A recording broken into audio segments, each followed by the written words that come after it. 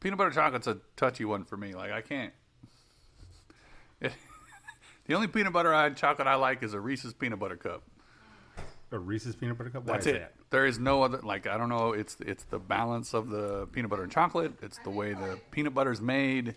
The chocolate's not terribly milk. Not terribly milk? Well, so I like dark chocolate. Oh, my. But that's why you're my friend. yes, 2 years in Italy will do that to you. 2 years in Italy, you like black people. Gotcha. Yeah, there you go. All right. Learned something new today. Warning, this is an adult-oriented podcast about really perverse things like communication and consent. If you are under 18 and looking for answers to questions about sex or kink, please visit scarletteen.com. For the Dude Bro listeners, this is the nerdy shit. Fuck off! From Bakersfield to Mount Olympus, Gotham Press talks naughty business. Sexual topics to explore your whoredom. Good if you're new or a kinky Yoda. Gotham Press Podcast. The dirty kinksters your parents warned you about. But it comes and goes. I remember when they was rolling out Uverse again for the second time after they had cable. Then they canceled the cable, yeah. and we had to work to get all of those people back with cable. They was like, work as much as you want. We don't care. We just need fiber in the ground. Fiber, Yep. fiber. Oh, that's where we're at now. Anyway. So anyway, hey guys, welcome back to the Gotham Press Podcast. Nothing from any of you? Why, thank you. Thank you. It's a pleasure to be here yet again. Yet again? Yeah, for I don't know how many times now, but a few. I think this is what, 4 or 5? 4 or for you? 5. Yeah. What's the club they have on Saturday Night Live The what? for the actors that they've been X number of times? Oh, Like isn't like the Alec Baldwin Club because the guy's on all the damn time. I but- didn't realize that there was. Actually, you know what? But yeah, there's a whole thing where I do remember. I remember hearing about the club. I don't know what the number is. yeah, I don't know. Well, so you've been on multiple times. You've been on multiple times. It's your first time though. Yes, it is. All right, so I should probably introduce everybody. Hey, listeners. So this is your captain speaking. Welcome back. We have Inspector Gadget. Yep. Hello. You're always so verbose with your opening. I know. Definitely. That's how it works. We have C. Slicer. Stay kinky, my friends. Stay kinky. And our first timer is Hyperion. Howdy, everyone. Hyperion, what brings you on? What brings me on? I was blackmailed. How were you blackmailed? I was forced by the host here to come on board. And he said, well, let's make a deal. And within this deal process, somehow my end of the arrangement was to be on this lovely podcast today, even though he hasn't completed his end of the arrangement yet. I want to say that you came out on the better end with this. You know why? Because you are going to be on the internet now, sir. I don't know if that's better or worse. I don't know if that's helped my popularity or not. I know, right? Here's the thing. We've all been on the internet for a long time now. That is I don't know. true. Maybe I need to put that on my FET profile. Maybe that'll draw some more eyes. Some more attention. Wait, have you not put on there that you've been on the Gotham Press podcast? Oh, no, I have not. But I'm going to find out how many times it is and put it on there now. That's why I want everybody that's been on to like count the number they've been on, make a competition. Like, hey, I want to be on again so I can beat blah, blah, blah. There you go. Is this going to make me Bakersfield famous? It'll make you kink famous. Yeah. All right. Yeah, I know lots of people in Bakersfield don't know anything about this podcast. Even though With good reason. Touche. I try to get the word out, but you know. Well, literally. So we were driving down to L.A. I was driving down to L.A. with my boss, and I think it was the first time I'd been on the podcast, and I was like, I want to check this out and see what it sounds like, see how how everything comes back, and so I put it on while we were driving down, and my boss is cool. It's not, but I told him the other day, oh yeah, I'm doing the podcast, and he goes, what podcast? I'm like, motherfucker. Apparently the first one wasn't very memorable. Goddamn. So, and I know I've said this on the podcast before. Actually, I went down to an event down in LA last year, I think. And I got down there and I'm talking to a guy down there and he's like, oh, wait, you got that podcast, Gotham Press or something, right? I'm like, yes, I do. Well, yes. Surprise fame. Yes, I will happily take fame. All right. So, listeners, those are the voices that we have. Let's get the the business out of the way, as it were. As always, thank you to all of our Patreon supporters. If you want to help us out, help the podcast out, you can be a patron with us. It's just for as little as $1 a month. You can help this podcast thrive. That's going to be patreon.com/Gotham Press Podcast. Let's see here. Let's get to some of our sponsors, all of our sponsors, but, Well, yeah. Here's what we're going to do. We're going one at a time. Yes, we are. We're going to start off with the sponsor that's actually currently on the podcast. Oh, That's YouTube. Is that the Dawn the Dawn Council? Council. Oh, yeah. That's YouTube. Well, half at least. Half of Well, the yeah, Dawn- half the damn council is here. half of the council is here. Yes. Well, Thank you so much for helping us out. I've always, like I said, I've always enjoyed Being- listening to the podcast. Never mind just being on, but it's fun. I think we need an advertisement that it's played, brought to you by the Dawn Council. You guys need to schedule it. Sponsored by a grant from the Dom Council Foundation. Exactly. I was like, we'll schedule it out and we'll get an actual recorded intro ad for you guys. For advertisement, we accept PayPal, Venmo. We accept Patreon is what we accept right now. Whatever Patreon accepts, that's what we accept. Let's see here. So thank you, Down Council, for helping this podcast keep going. It's our pleasure. Yep. Definitely. The headphones that we're using were donated by them. Thank you. Well, there we go. There we are. I had no idea we did that. Yeah. The other half must have voted on it. It was the new guy. Oh, the new guy. Oh, well. Yeah. Well. He's got That makes certain sense. connections. That makes sense. He does. Let's see here. So also, we have JW paddles. And I know one of you has used those before. I got a few. A few? I think I've used one or two. Yeah. I don't own any, but 2. You own two? Yep. And what's the quality? Can you talk about that? It's definitely the favorite paddle to use. The favorite paddle you use. What is your specific JW paddle? Oh, I don't know which one it is. It's a lot of one. It's like the 3-inch one that I have, and then Not Your Princess has like the 2-inch wide one, so kind of the thinner. See, what you should have said to that was, oh, it's the one that makes the lovely marks. I mean, they all make good marks, so That's it. The ones that make the lovely marks. just, hers is more stingy. if you Stingy. will. Gotcha. So if you are interested in having a lovely handcrafted, customized exotic wood paddle, definitely look up JW Paddles. You can find that in our show notes. Actually, all of our sponsors have links in our show notes. For those of you that are interested in more adult offerings, More adult than paddles? we have the lovely Carmilla the First. She is fucking beautiful. We've all seen her, right? Oh, yes. Yes. She's very attractive. Oh, man. If only. But yes, Carmilla First. You look her up. She is on OnlyFans. She's our OnlyFans sponsor because she's beautiful. And she's like, you know what? I like the Gotham Press podcast as well. I'm willing to take that. Beautiful and kinky. Beautiful and kinky. That's a combination. A beautiful combination. Next on the list here, we have Steel Brat Passies for those littles, middles, and those that just enjoy having an adult passy. Because those that are into that, baby pacifiers don't really fit adult mouths all that well.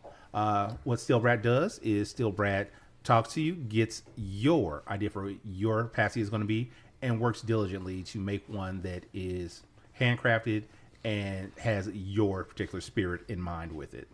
I've seen him make some amazing passies. We have on our show notes a link to their Instagram and where he shows off all of his work. Nice. Let's see here.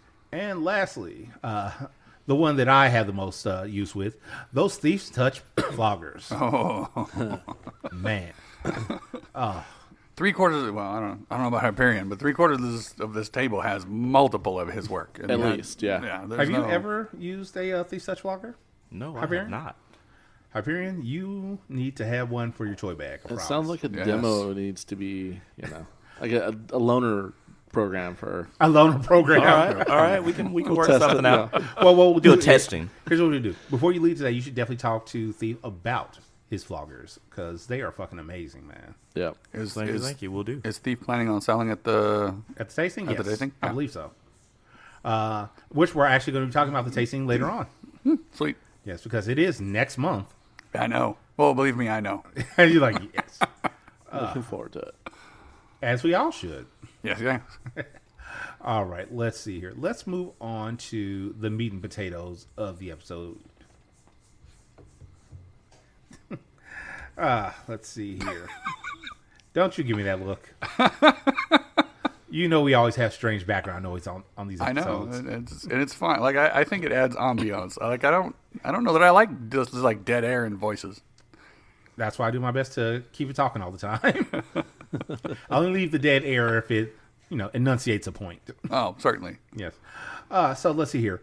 This I didn't put in, so I'm not sure. Borderlands 4. Who's the Borderlands fan at the table? It was me. It was you? Oh, you put it in? Yeah. So this was Oh. your. So It was my suggestion. contribution to the podcast. All right, so Debauchery. So you can't say I didn't do anything. what have I ever said that to you? I don't know. We'll find out. Are you going to go back and listen to all your episodes? I will. I'm gonna look and see. He's gonna find out. He's got to count how many he's been on. So what about Borderlands 4?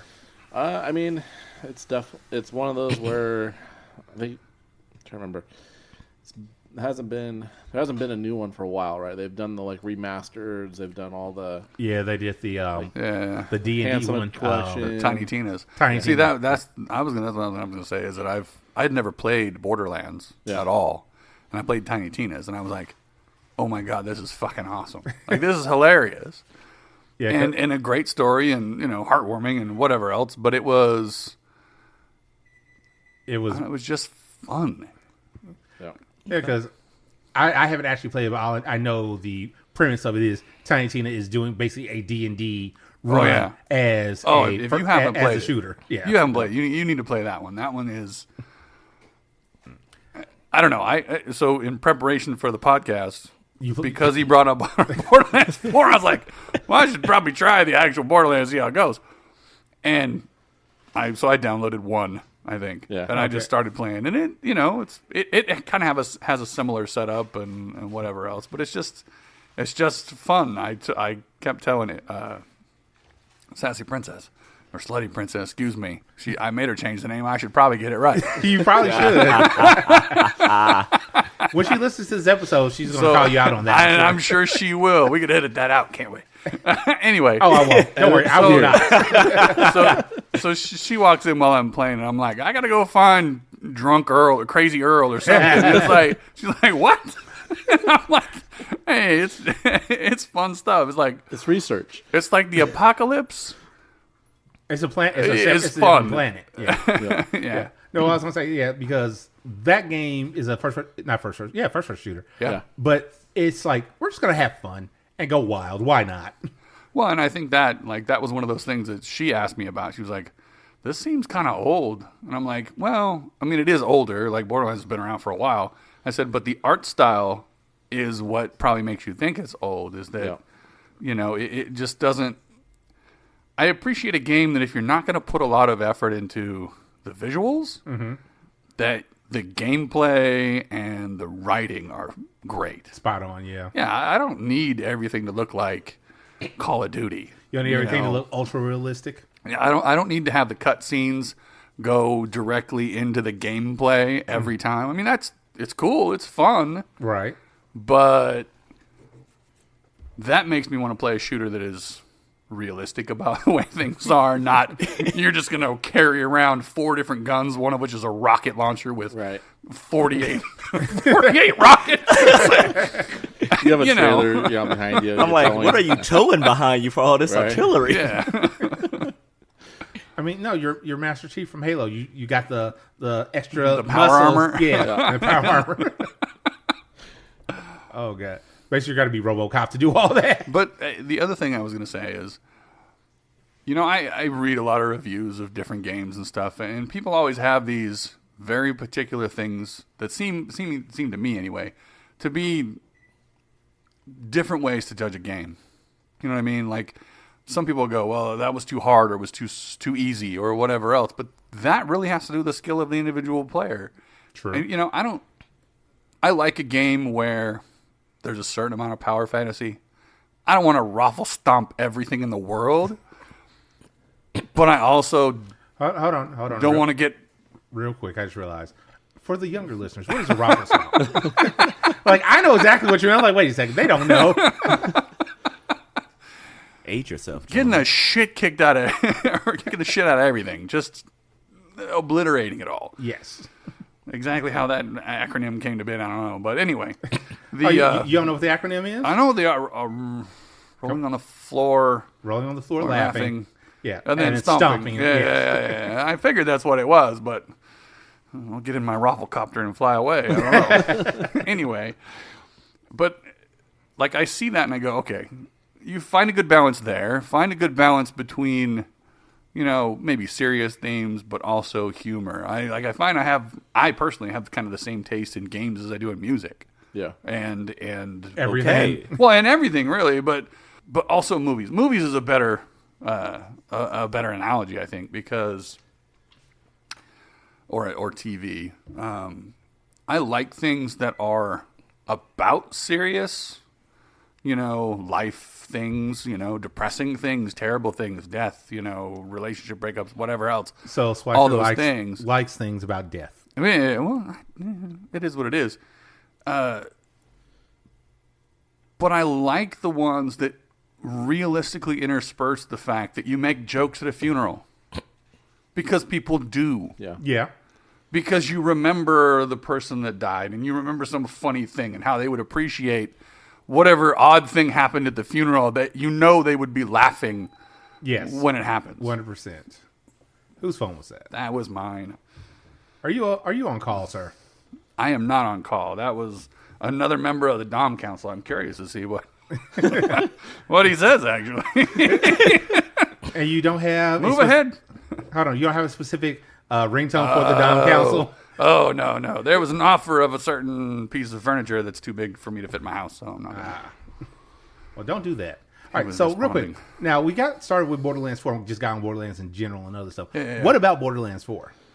I mean, it's just the next one in line, right? So I think it's been a while since they've released one. I mean, 3 was a couple years ago, if I recall.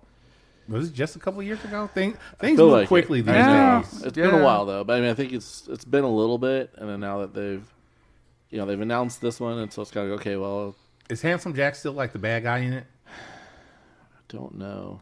You're supposed to know these things, I know, man. but I don't know. I'm not sure. I mean, I don't know. Do you want to keep the same villain all the way through, or do you want to eventually have some different villain with a different plan? And It all depends on how good the villain is. At I some agreed, point- but I think I get a little tired of Lex Luthor. Yeah, you get tired Like, of the same villain. It's like, either I the mean- hero is not good, or He keeps letting him slip through his fingers. The hero is good. That's why he keeps stopping him. Yeah, But I know how's what you it- mean. He keeps getting unstopped though. That's the problem. That's like I enjoy Mega Man. That's like Dr. Wily breaking out of prison every time to make 8 more robot masters to Pretty much. fight against. Yes, I get it. I can call some other bad superheroes out, but I won't. Oh no! Go ahead. This is the spot to do this, sir. Oh, bad superheroes? Who- Oh man. What bad superheroes are you calling out?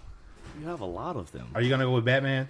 No, I'm just gonna go with Captain Planet, the worst on the list. Well, yeah, that's not great. You throw some mud on him and he just collapses. No, that would be the opposite for him. I said collapse. He dies. He If you loses throw his power. mud Yes, on Captain Planet, it's pollution. sir. Oh, you're just gonna mix in some oil with the You gotta mix some oil in there or I was something. like, dig it up out of a backyard from a I was like, he house literally- built in the 40s. He literally comes out of the ground when they call him. That's fair, but I'm like, I'm not saying. If you go in Bakersfield, you think this dirt won't kill you? Come on now. Out. Well, he's gonna die of valley fever if you chuck dirt on him from here. Yeah. Yeah. Okay. I get where you're going with that now. I'm like, come on now. You just said Captain Planet. I'm like, Captain Planet, mud's not going to kill Captain, but the pollution in the mud, yes. Pollution in the mud will. Gotcha. That's what's throwing me off. All right, so wait, why is Captain Planet a bad superhero then? Just because of that? just sucked. I just think he was terrible on all of. You had to have 5 people come together and say all of these lovely things that don't really exist, and you had this one man come out the ground and says, "I'm gonna save the world," and you throw one spot of oil on him with a super soaker, and he's defeated. I like that. Wait, I just realized something. Did you not see the Don Cheadle Captain Planet video? No.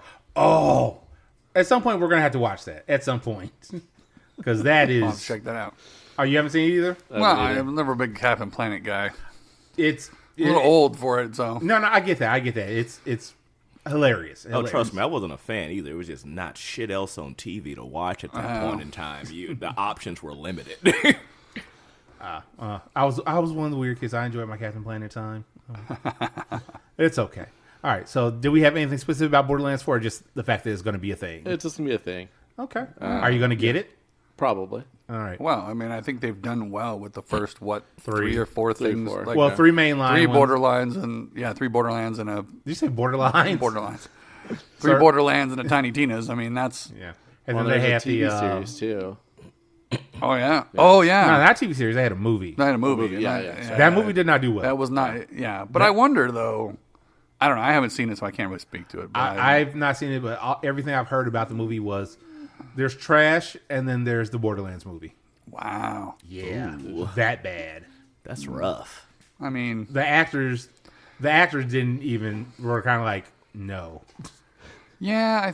I don't know. I think it's just maybe it's a bad franchise to live action. Here's the thing. It's not if you actually like follow like the game. If you do what you did, Okay, let's call it what it is. Is there any good live action? Video game movies. Fallout. Fallout's a great series. Fallout's a really good series. yeah. I have to agree there. I mean, honestly, I was never a big Halo guy. So the Halo series for me, like the fact that it goes against canon and does all this weird shit, it's well done. You know, I never actually watched the Halo series. You know, it's pretty good. It's Okay. I'll take your word for that. was not what I expected. That's for sure. Okay. Here's the thing, because I know I've seen so many. I'm trying to call at least one to mind, and it's I mean, just like Last of Us is good. I've heard nothing but good things, but I haven't played Last of Us, and I haven't watched the series. So I haven't seen the second season yet, but I mean, the first season was yeah, I heard nothing but good Great. things about it. Okay. So there are examples, not many, but there are examples. It's getting better because the people that are like, "Why do you give us all this trash?" are starting to get in charge and be able to make better things. Well, that's the benefit of having, everything become this. All the nerd things have become cool. They're mainstream now. Yes. You know, and now they've realized that there's a lot more people out there who, if you do something well, will come and watch your IP. Yeah, and keep coming back to give you more money. Yeah. Yeah. Yep. All right, let's see here. Pokemon Legends, Z to A, or was it Z to Alpha or whatever? yeah. I mean, same thing. It was just new. It's coming out. I have that one pre-ordered because Dr. Princess plays all the Pokemon, so it's like, all right, I'll put that one in there. Yeah, I haven't played a Pokemon since Sword and Shield. So I'm like, what, 3-4 behind now? Somewhere there. Yeah. Yeah. Is it 3 now? Yeah, because they had Sword and Shield, and then they had the one where they went back to the past or whatever. Is that Arceus? Is that what I'm thinking of? Maybe. Yeah, I'm not sure. And then they had another mainline one. I remember Arceus, but after Arceus, didn't they come out with the DL expansion for Sword and Shield? And then you had the 2 new main ones that came out, All right, Scarlet. Yeah, Scarlet. That's what I was thinking of. Yeah. So yeah, but that's the thing. I haven't played anything since the baseline Sword and Shield. Gotcha. So yeah, I'm a little bit behind on my Pokemon. Well, I found out something today because of TikTok. Apparently, if you search for a Pokemon on Google, you can catch the Pokemon. If you search Google lets you flick a ball? Hold on, we got to play test this. literally, if you search because I searched Bulbasaur, it came up with the results for Bulbasaur, and then there's a little icon down the corner. It's a Pokeball that you can use to try to catch. Nice.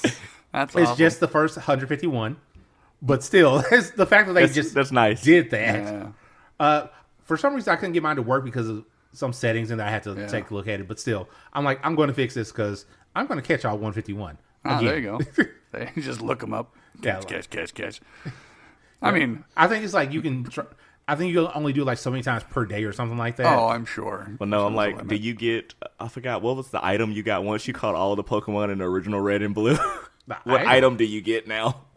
You had to go back and talk to one of the little men in the village, and he gave you an item once you showed a full Pokédex. Yeah, I remember that. Yeah, that was Professor Oak that did that for you, I think. But yeah, so anyway, Pokemon. Zeta A is coming out, which I kind of like the setup where it's just all encapsulated within one city. Yeah. That seems pretty cool to me because I don't need to go all around the world for this.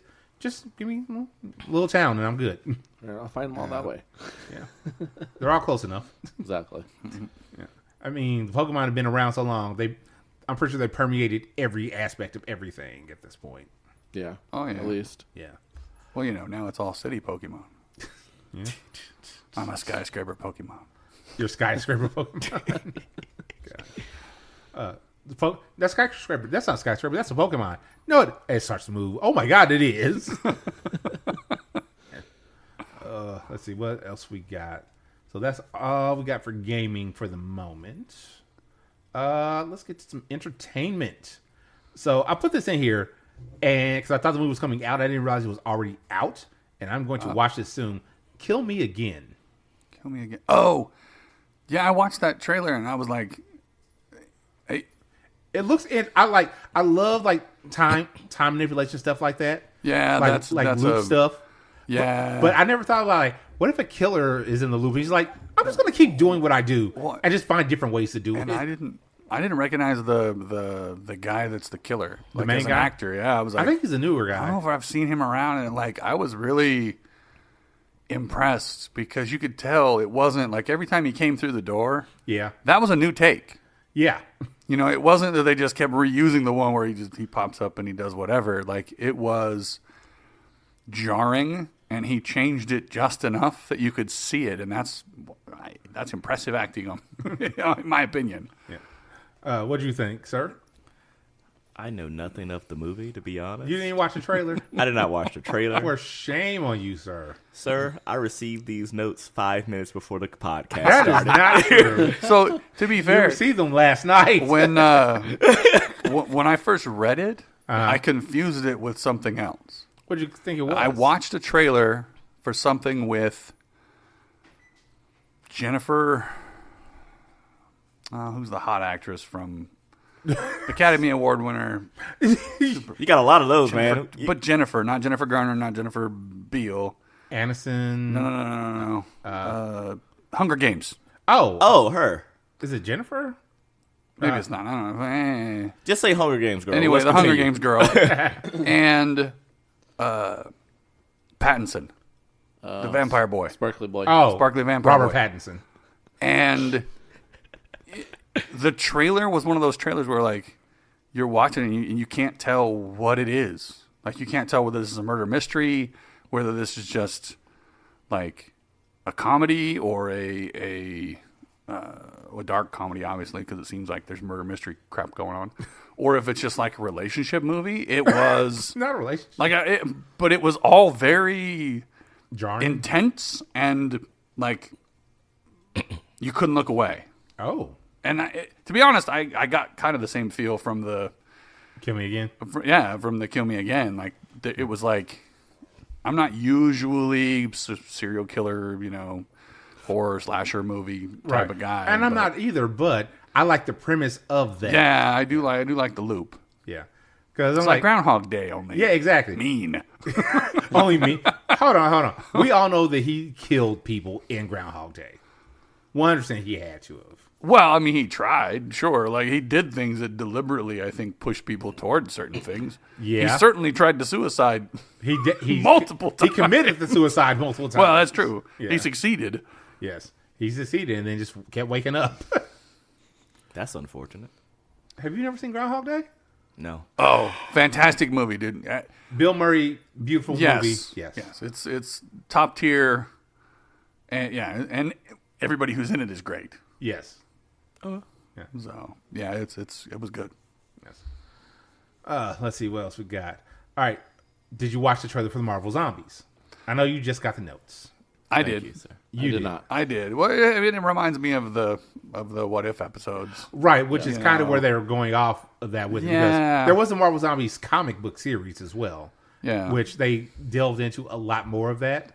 Like in the comics, Peter gets bitten at some point, and when he does, he's like he's smart. He's trying to find the best way to fight against this, and he ends up eating Aunt May and Mary Jane. Oh, well, Yeah. that's not how to fight against it. Like crying the entire time because he knows what he's doing, Well, and he hates the fact that he's doing it. I feel like that's that was the thing about this that bothers me about the way not just the What If episode got done, but also just this in general seems to be like I don't know, and maybe I'm just hanging on to a trope that's unimportant, but you can have fast zombies or you can have slow zombies. But none of them are ever particularly intelligent, right? Oh, yeah, that's like true. The whole point of a zombie is that they're just this mindless eating machine. Right. Like they're driven to this base thing. Now, do I feel like that means they would never, like superheroes would never use their superpowers or I mean, you give make Captain America into a zombie.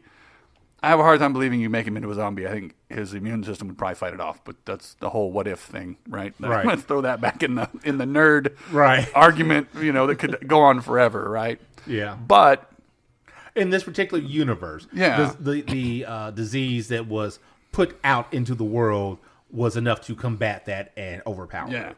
and that's fine. I don't really have a problem with that.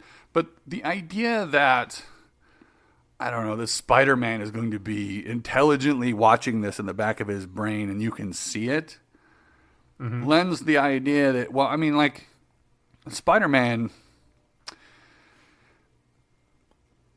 to use his powers effectively, in the most effective way against people who are planning and plotting and doing normal human type things, right? We use our brains to solve the problem. Right. Zombies are more like animals. Yeah. Like, there's just hunger-driven sharks, right? I can see them using their powers, but I can't see them effectively plotting or planning or whatever else. And that I did see in the original What If. It was like, well, these are just people who've been turned bad. They're not really zombies in the traditional way we think of zombies, and that's I don't know. They still crave human flesh. Still. Well, they can have human flesh, but that's the whole thing. Like, is that the only qualification for being a zombie? Well, they're dead technically. Well, the undead crave blood, but I feel like there are cannibal, like I'm gonna an come in undead and cannibal already. I'm gonna agree. In all of the past zombie scenarios and the zombie movies, even your Resident Evils and things of that nature, the zombies, they don't think. They know. They just run and they try to kill you. And in some of the movies, they like, oh, you're different. I'm gonna make you like me. So I agree with them. You don't have a zombie sitting here plotting, because if the zombie doesn't see you, the zombie doesn't act. Right, that's true. Because I was gonna say, because I remember reading a couple of the issues for the comic itself, and who was it? Somebody had not kidnapped, but had caught. I want to say they caught Black Panther, and instead of outright killing him, because it was one of the super smart people of the comic, he's like, well, no, I just need to eat enough to keep my wits about me. Because that's the thing in there is like the hunger overtakes and it just drives everything else out. But once they fed, they have their wits about them again. So he's like, I don't need to kill you. I just need to keep enough around. So he's just like would like literally cut him up in pieces. A little Hannibal action. Yeah, pretty much. Sound like a vampire to me. Yeah, exactly. That's the whole thing. Yeah. And to me, like, not to beat a dead horse, I suppose, but the word zombie, An undead horse? an undead horse. That's right. We're beating an undead horse. The word zombie kind of means brainless. Yeah. Right? Like you're walking around like a zombie, or you got zombified, or whatever. You're not in control anymore. Right. So anyway, We'll see what they do. We will see what they do. I mean, don't get me wrong. Like it probably could be a fun watch regardless. I just don't think maybe zombie's not the right word for it. Again, Marvel zombie. It's a different type. It's a Marvelized zombie. It's a marvelous zombie. All right, let's see. What else we got? Who here remembers the Street Fighter movie from the 90s? Of course. Oh, well, since I was an adult in the 90s, well, for most of it. I remember it. I didn't pay a whole lot of attention, but. Okay. What about you, sir? I know of it. Never Yep. watched it though. Okay. So, I played the game, right? Right. It was. So apparently they are coming out with a new Street Fighter live action movie next year, and the cast is kind of stacked. Well, I mean, I don't know. It's one of those things. Sometimes you put a bunch of big names into a movie, like, I don't know, Borderlands, and it ends true. up not going well. Like, True.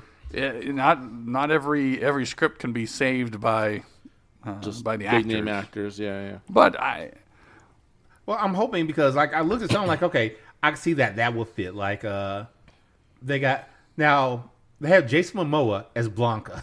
Yeah. yeah, I saw a few of them. I was just like, He just needs a job. okay, Yeah. What made me laugh? I'm like, they got 50 Cent as Balrog. that was the one. Yeah. Okay. When I was like, okay, Curtis.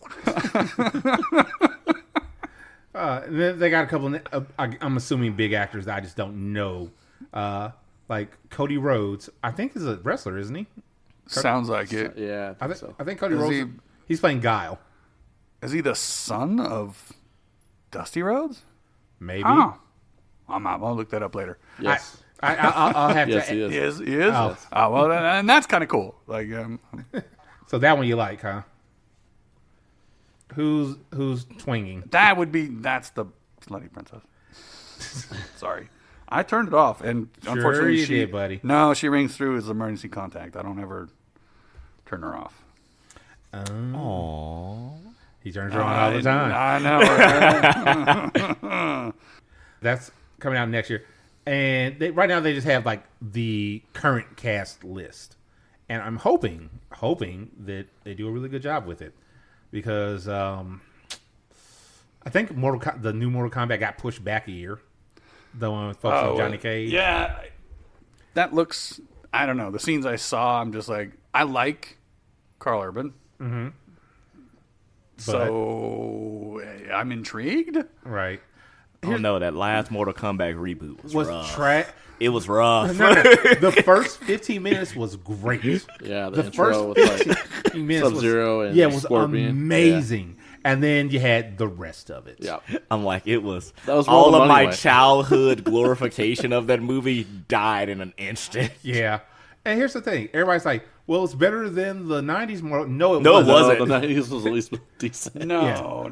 Yeah, at least the 90s one understood what it was going for. It's like, hey, we're just going to make people fight in this movie. Now, Mortal Kombat Yes. 2 was a little rough. But it wasn't Mortal that Kombat rough. 2 was Yeah. terrible. It wasn't as terrible as this. I agree. The only, other than the opening, for the rest of it, the only redeeming, quote unquote, factor for that was actually Kano. Because he came and knew that he was in a fucking video game movie and just having fun. Yeah. Yeah, and I think that maybe that's the part of the take that needs to be brought back. Like, think about this. Mm-hmm. How well did Balls of Fury do? Because it's the exact same premise. Like, this is not a new story by any stretch of the imagination, right? Street Fighter, Mortal Kombat, all of it. It's all based on this old school like kung fu movie where there's death matches in some island off of Singapore somewhere, and Right. it's this wholly illegal thing because it's death matches, obviously, and. We didn't mention the best one out of that series, though. I still say Tekken had the best movie. I've never seen the Tekken movie. Tekken, it had like a series, but it was the best one out the lot, Really? in my humble opinion. I'll have to check it out at some point. I've never seen it. I believe it's on Netflix. I get the show notes every time, and there's all this stuff I got to check out. And then I go home with even more shit I got to check out. All right, add that one to the list. Yes. Welcome to the Number Gotham Press podcast, where 135. you get homework. I should start adding things to a list somewhere and actually create that list You should. instead of trying to keep it all in my head. What I should do is I should start putting the show notes in like a thing on like maybe our Fed profile. There you go. There you go. It's like, here's what we've talked about so far. Look at this. There you Then go. I'll have a different excuse for not knowing what's going on. It'll just change. Just you don't go on your Fed profile ever. I mean, At least I acknowledge. Yes, you do. You do. Well done. Thank you for being honest with yourself and with us. Yes, always. Really, this has been an intervention. Hyperion, you need to get on your Fed account more. Why? Does anyone miss me? Just I like haven't me. seen any missing just persons like report. me, I need to get on it too. Obviously, we need to do better by you. We need to make you feel like you're missed. Yes, yes. Yes. If I'm not on there, people are like, where the fuck is Captain? Well, yeah, but you run things. Yeah. Got so many John activities. is gonna find you. Huh? John will find you. John right now is out of town, and he's dealing with he's living his best life right now. He's out in taking beautiful pictures of scenery. Sounds like a nice vacation. Yeah. I need one of those in my life. Didn't you just go on vacation? No, sir, I have not. It's upcoming. I thought you said you just went to like Miami or something, man. That was business. That was Labor Day weekend, Malibu. That's not a vacation. That's just enjoying the long weekend. Wait, did you just confuse Miami with Malibu? And that's a strong confusion. There is a big difference there, sir. I apologize. I'm like- Malibu. I'm sorry. Ooh, I smell. Oh, Man, welcome to the podcast where every Sunday somebody's in the kitchen cooking something that smells fucking fantastic. I was like, it caught my breath. I smelt it as soon as it come out. I'm like, I'm just drawn to it right now. If I'm honest, she usually makes so much that we get a little bit. I'll wait patiently. I'm here. I'm here. That's the first time I think we had somebody begging on the podcast. Well, you need First to, time for everything, right? raise those numbers up. Depending on whoever's cooking back there. Oh, she already walked in the room. Oh. Let's see here. What else we got? Oh, so basically, I'm hoping the Street Fighter movie is going to be good. I'm hoping. Well, I mean, I'm hoping at least it'll be fun. You know? I genuinely I want everything nerdy to be. We want it to be fun. to succeed. Like, even if it's something I'm not into, like, That sometimes I want we- to see it succeed because that means they're much more likely to do something that I am interested in. You know, when things are done well and they pay off, more gets spent. So But sometimes you get a Bleach or a Rurouni Kenshin live action, and it's like, I should have been paid to watch this. all right, so real quick, sir, you said something that you would be in. What would be something that you want to I mean, come I offhand, I can't think of anything that they haven't really touched on already? Yeah, explored. Like, it would have been inconceivable to me Inconceivable. growing up. You know, I started reading Wheel of Time when I was in high school. Oh, wow. Okay. I started reading Song of Ice and Fire when he first put them out, like, I don't know, 2000-ish. Man, I'm so glad- Oh, I have an Right. interjection question. Oh, yeah, what you got? Hopefully it doesn't offend Go anyone. for it. Go No, for it. no. Awfully hard. Will he die, or will we get to finish this? Oh, he gonna die. He's not. He's already like just abdicated. He's like, I'm not doing it. And I think at a certain Wait, did point, he actually say he wasn't going to finish? Did he actually say that? I don't know. And he's never. He won't cop to it. But I think people have created this situation where he really doesn't want to anymore. It's so much Like hype. what? I understand why. Like on a certain level, right? I can understand why he's ambivalent about finishing what's already been written. Right? You've already written one. How is he going to fix that or make it better or whatever else? Don't get me wrong. I think he totally can. I think. Oh, you delete the there are eighth lots of season. reasons. It didn't count. Yeah, it just It doesn't exist. It doesn't Well, exist. well, Oh, I agree. Here's the thing with that, from my understanding, is he was telling them that, hey, here are the beats that I want to hit. Oh and yeah. They just kind of He went on gave their him. own. He gave him the over arc. Yeah, and they did what they wanted to. And if I'm honest, I never had a problem with what they did, even in the 8th season. And the reason I say that is this. Wait for it though. I'm waiting. It's not because I think what they did was great writing or great storytelling in any great way, in any massive way. Don't get me wrong. I think people's complaints about suddenly you're able to cross a certain distance in a certain period of time and whatever else, like the time frames. Time is never really mentioned, so I don't buy all that I'm not worried about. It didn't about. necessarily take a lot, but a lot of people had a big gripe with that, right? Okay. But outside of that, George R.R. Martin wrote those books not in the way that most people write books. He put the characters in, and he went, what does this guy fucking do? Who is this person? He's written completely character-driven story. That's fair. From the beginning. Yeah. The only thing that they needed to do to satisfy me was to make sure that the actions that each of those characters took in any location, in any time, and in any situation they're confronted with are consistent with what he's shown you their character is. Or what they would do. Exactly. When Jaime Lannister ditches Brienne and goes back to his sister. Bitch queen, like... We all know somebody who does that shit. Yeah, no, that I wanted to give. Yes, that is definitely him. So in as much as they really, in some way, they followed his vision better than I think most people give them credit. Well, I won't say completely because I believe, oh man, we have totally changed the podcast. Game of Thrones is my nerds, jam. man. This happens very often. After, I want to say like 2.5 seasons, they start making changes. Because you got to think about it. Oh yeah, the Gray Lady was never. Oh yeah, involved. they never bring back the. You had people that were dead in the book that were alive in the show, and there were alive in the show and dead in the book. Yeah. There were things that I wanted to see, the Bloody Mummers, for example, that never. I mean, they vaguely show up, but not in the real super creepy way that they did in the show. And so, but I get it. Like you have to make some adaptations, or whatever else. Wheel of Time is the exact opposite. They fucked that story up all from the get-go. I will never be happy with it. But this is my point was this. When I read those books, there was no thought in my mind that sci-fi or fantasy, well, sci-fi you could see, but fantasy was not on screen. Not in a way that anybody liked or that was good. Right? Nobody was putting out good fantasy stuff. And to have that become this thing where now fantasy properties are, I mean, look at Lord of the Rings is Oscar worthy. And so huge. Exactly. Yes. Like all those things that the building blocks of those things that had to come first.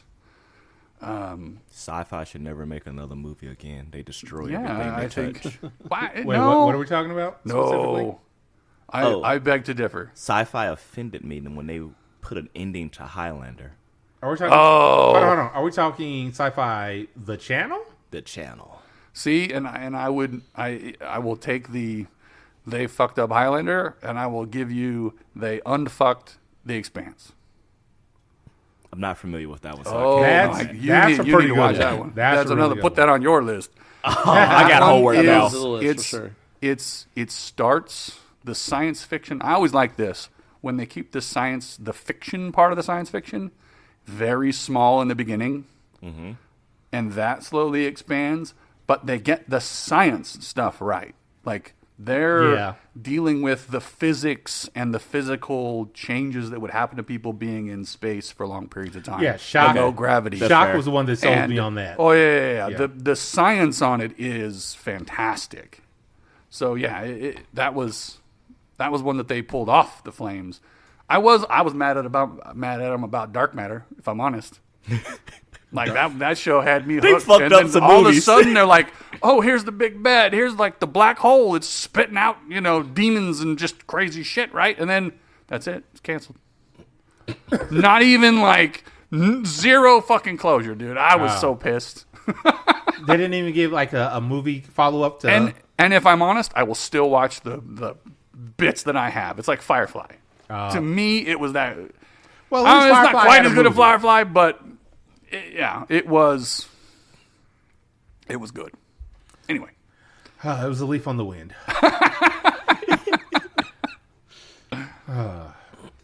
We missed your wash. I know. Okay, for anybody that has not seen Firefly, you'll understand when you watch Firefly. Sounds like there Indeed. might be a movie night saga we have to start. I mean, I'm okay with this. I know, me too. Man, music and movie night. I do. I'm down with a movie night, Serenity? but boy, that's a commitment. Serenity? I'm Or just the talking whole about season of Firefly? The whole season of Firefly is too much. Yeah, I know, but I'm thinking Serenity. You can do that. Huh? I'm like, then next thing you know, people are gonna be saying, "Hey, let's start watching One Piece from the beginning." No, And and talk about a movie that got the series right. Like, there's no decrease. You can't look at Firefly and go, Serenity was bad. Oh, Serenity gotcha, was gotcha. fantastic. Gotcha, It yes, fit yes. right in with everything, even though it causes timeline issues or whatever else. yeah. Whatever. Again, it was also 2 years later that they finally Yeah. got around to being able to do it. So Yeah. let's see what else we got. All that's spun off of Street Fighter. I know, right? Yes. That was the other thing I want to talk about.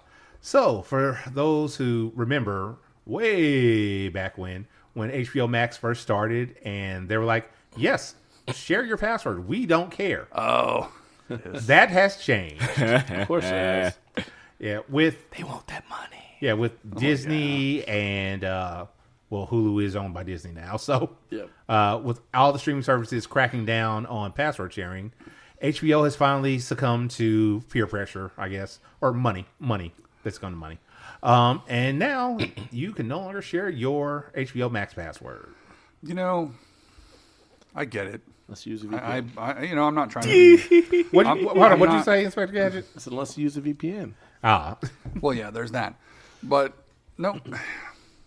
First of all, none of them have seemed to hit the right note with doing that. If they were reasonable about it, it wouldn't be a big deal. But it seems like if I take my phone out of town and I'm in a hotel and I want to watch something, I want to stick it up on that TV that's in there and watch something as I'm going to bed. Oh, you're not where you're supposed to be. And it don't like it. Right. It jacks things up. They don't seem to hit it. And the other thing, and I've heard this a lot from people, I don't know, on the internet. Reddit loves this The argument. internet? Oh, no. And they're not wrong. It's dangerous out there. There's a very simple equation there. Piracy happens when it's not simple and easy. Nobody has a problem paying for something that's simple and easy to get their stuff, right? Like, I have a ridiculously large Amount of streaming services? Apple Music library. Okay. Like, I actually buy music. I don't stream. Okay. Because I like to be Right able on. to keep it where I'm going, and it doesn't matter where I'm at. I don't have to worry about whether I got signal or not, or Wi-Fi or whatever. Right. I can just play my Play what you play want. my music. Yeah. Once Apple's catalog got big enough to where I could find most everything I wanted on there, I'm sure there's some exceptions even to this day. Once that got big enough, I don't mind paying a couple, a buck here and a buck there for the song that I like, or if there's a whole album, excuse me, Just paying for that what you want. that I wanted. But they made it simple. They didn't try and kill me with the amount of cash it was going to take. Basically an album was the same price as an album, Okay. and sometimes significantly cheaper, actually. I mean, I remember paying $10 for an album back when I was 15. So, $10 for an album now, that's like zero inflation. That's great. So, yeah, I got off of Napster, I got off of LimeWire, I got off all those things. I stopped pirating because it was way too convenient to just hop on there and go click, I want that song. Now, did you Look get it off up. of LimeWire because you wanted to, or did you have like many Or I get others? sued by the RCA. You got was it the threat of lawsuit, or was No. it the blue screen of death from your computer crashing from all of the viruses? No. Hold on real quick. younger listeners. So what Napster and LimeWire were, There were these things. There was a thing. there was a time when you couldn't just get on your computer and stream music. You had to go out and download it. And not just download, you had to find it in the darker portions of the internet. Well, yeah, and the whole peer-to-peer thing, that was lovely. But they also, like, I remember it being it became a pain in the ass to pirate because, and that was, I think, what really kicked me out of it was because the work that it was to find What you wanted. a decent audio quality on the file. Yep. One that didn't have somebody like. I think the company's that was what they should have done from the beginning. Just started setting up peers with nothing but shit tons of files that the first 30 seconds of the song plays, and then all of a sudden you get scream.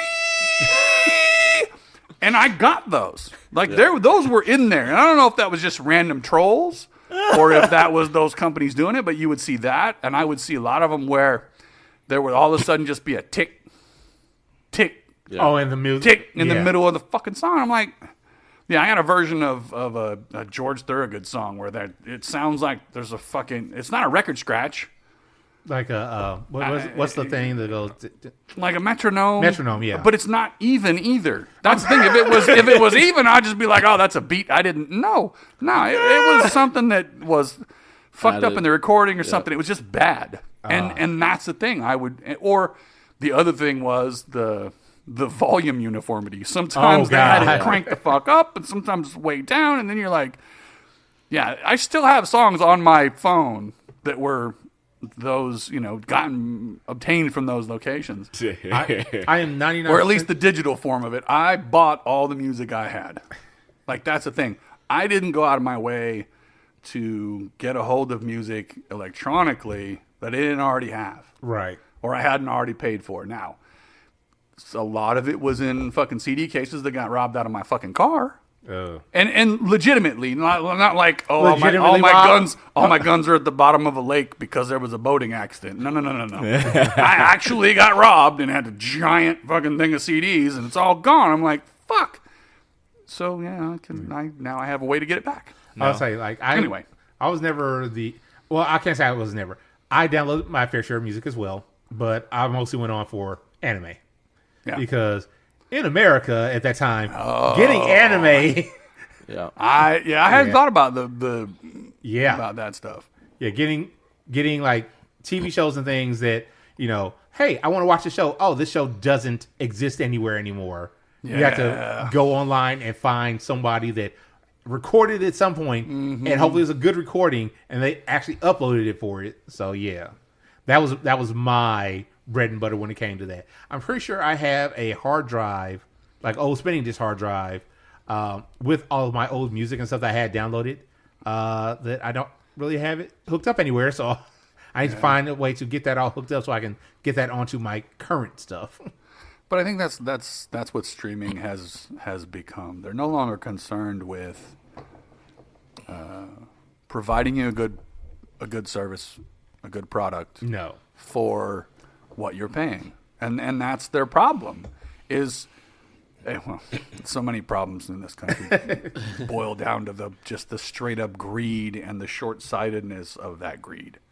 Look, we're not getting. We gotta get it. We gotta get money now. And we gotta get it here. Look, we're not getting politics right now. But that's what sub streaming suffers from. Yeah, it's become that corporate thing where they go, oh well, everything needs to be a subscription, which works for streaming. It's a good platform for streaming, not for tractor repair. Not for Adobe. You laugh, but that's one of those things, man.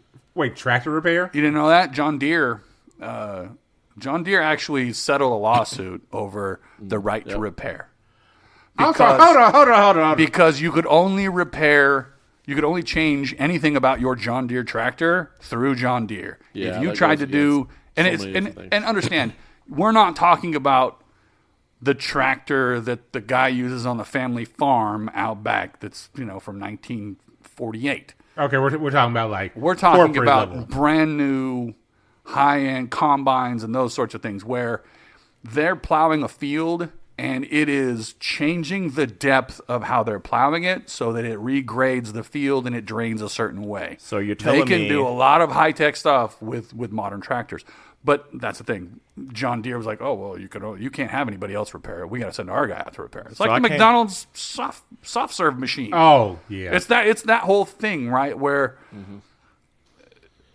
people should be able to use what they bought. No. Yeah, but that's look, subscription based thing is the thing in the future, and it works great in streaming when they get it right. Yeah. Right? When you pay a certain price. Now, I get it. Like, I don't think you should be able to share your password with 5 friends to split it up and have them just do it wherever.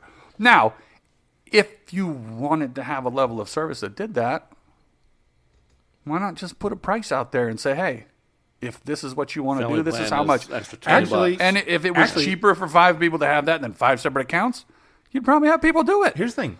I want to say Netflix did that because I have a cousin that was on my Netflix does have a family subscription. that had my account for the longest time, and so eventually, because he kept having to message me about passwords, I'm like, dude, just send me a couple bucks a month for this family thing, and that's covered now. Yeah. So okay, cool. Let's make that an option. Make it cheaper for the non-main members of the account, you know? Well, like Apple does that, right? Like, I have like no their idea. Apple TV, right? Ah. Right, Shoot, you can Nintendo share- has their family plan. You can have a family. And yeah. do- Everything should have some sort of a family plan, in my opinion. I still got like 3 open slots on my Nintendo plan, I believe. Ooh, there you go. I think I do too. I probably do too. I might be the only slot on my Nintendo plan, and my kids have never had their individual slots done. Really? I'm willing to guarantee. Wow. All right, so yeah, we've gone way off of our Oh, original. yeah. I'm like, I learned that I cannot like we Fast do. and the Furious a tractor. You did invite it to Relicon. I did invite it to Relicon. Yes, that happens, and that's okay. Let's see. Let's move forward a bit. HBO, do better. All streaming services do better. Yes, Yeah. we can only hope. I don't know. I said to Relicon, and now I remember I just watched. Was it Transformers: Rise of the Beast? Rise of the Beast. That was actually good. Yeah. That was really The good. Transformers movies have been getting worse and worse with each release. Say what you will about the whole space thing, whatever, but it the bad guys were manageably Bad. You know, they don't seem super overpowered for what happened. And Here's the thing. Ever since Transformers 2, it's just been slowly going downhill. Now, I never watched Bumblebee. I heard that was Bumblebee is really a good. return to form, and that was actually pretty good. And everything since Bumblebee has been decent. Yeah. I saw Rise of the Beast, and I was like, okay, that wasn't bad. That wasn't as bad as I thought it was going to be. So I'll give them that. But yeah, the Transformers live action movies kind of hit or miss for me at this point. Now, I watch them because I'm committed at this point. It's like once you've seen like 5, a 6th one comes out. It's like, yeah, I've already go watched for the it. previous 5. Let's go for it. See if they change anything. that's what dragged me into it when I did it. So here's the thing. That's the thing. I've been on that same train before, and I'm like, at a certain point, it's like I'm not enjoying them anymore. And that's what it is. That's what happened for me with Transformers. Like I never saw what was the one where Optimus went evil last night or something like that. The last Last- night. Yeah, it's last night. Okay, yeah, I'd never watched that one because I saw the trailer. But I'm like, that just looks stupid on the level that I can't can't even deal support with it. anymore. Yeah. But there was one positive thing about that movie. You didn't hear Optimus Prime say his classic phrase, "Retreat!" Wow.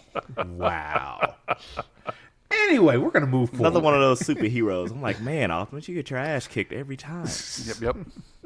He's just trying to save everybody. Let's see. Where that was not where I was at. Go back it up. Oh, okay. So I want to follow up to a story that none of you guys were on the podcast back then. This is way back in 2020, I want to say. Just saw an article when I was looking for stories. Way back in 2020, there was a priest that got arrested for having sex at the church on the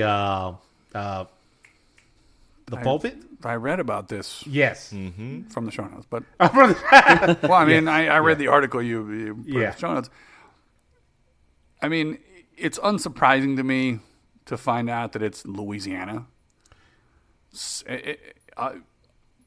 They are categorically the most judicially and Religious and legally backward state we have. Called the Bible Belt for a reason. They literally rent out prisoners to people. Oh shit! I Did was not not know aware they of Put did to that. fucking labor. No joke, dude. It's, Did not know they did that. It is exactly what happened Isn't in that whatever just that amendment slavery at was. that That point? it is, Yeah. and that's the legal loophole is the Constitution. That amendment says we're banning slavery except for prisoners, and Louisiana has kept that shit fucking going. So unsurprising to me that somebody's in a Catholic church. Now, I have questions about what exactly happened with this situation personally. And I Okay. say that because, one, I don't know that many churches that have glass windows, like just regular windows. Stained glass windows, sure, Yeah. but not very many Just pointing out windows. plain glass windows looking into an altar of the church. right where you can see everything. So, and even if they did have, some big glass window in the back, I can't imagine that was accessible from a public space. And that's my problem. And I feel like the guys in the church, nobody entered the church. What they can see from the outside. I mean, if you could see it from the sidewalk, then he's a big dummy and he needs to go down for public indecency. But I mean, if you go but if you were doing that in your house, yeah. I'm like, you can't call them public indecency and if the your window's open. Well, that's what I'm saying. If you do it in your house and your neighbors are looking from their backyard into your second story window and seeing you doing it, you are in your home. you're in your home and you're legal. In California, if you are naked in front of a window that faces the street, as long as you're not doing anything actually sexual, you're also legal. It's not public indecency. And if you're in your backyard and it's fenced, it's legal as well. Again, so if there's a hole in your fence, it's irrelevant. So I come from a position like a California, I guess, position of looking at it and going, this is a non-fucking issue. Thank you. Yeah. It should have been a non-issue from the beginning. It should have. All right, real quick, because we're going to get off and I'm going I was to. kind of questioning now, like, why can't you be in your front window if you can be naked? Why can't you get fucked? I'm like, you're still in your home. Yeah, that's true. It's true, But but it's then still public, you're though. Like you could see, just like our driveways Exactly. are technically public property, yeah, it'd Didn't be know the that. same thing as doing it in your front unless yard. you have a gate. That's right. Did you say the driveway is technically public property? It is. I was not aware of that. Yeah, it's And So because if, you if have my to- driveway Well, cracks, can I have no. the city repair? No. The driveway, Sidewalk, yes. Driveway, no. your driveway is not public property, but you are in public if you are in your driveway. Right. From a trespass You law, are- it's not. Yeah, It's still that's considered public like property. Your car is private except for what can be seen through the windows. Yeah. Quit looking in my windows, man. you have to draw a line somewhere for the law, and I appreciate that.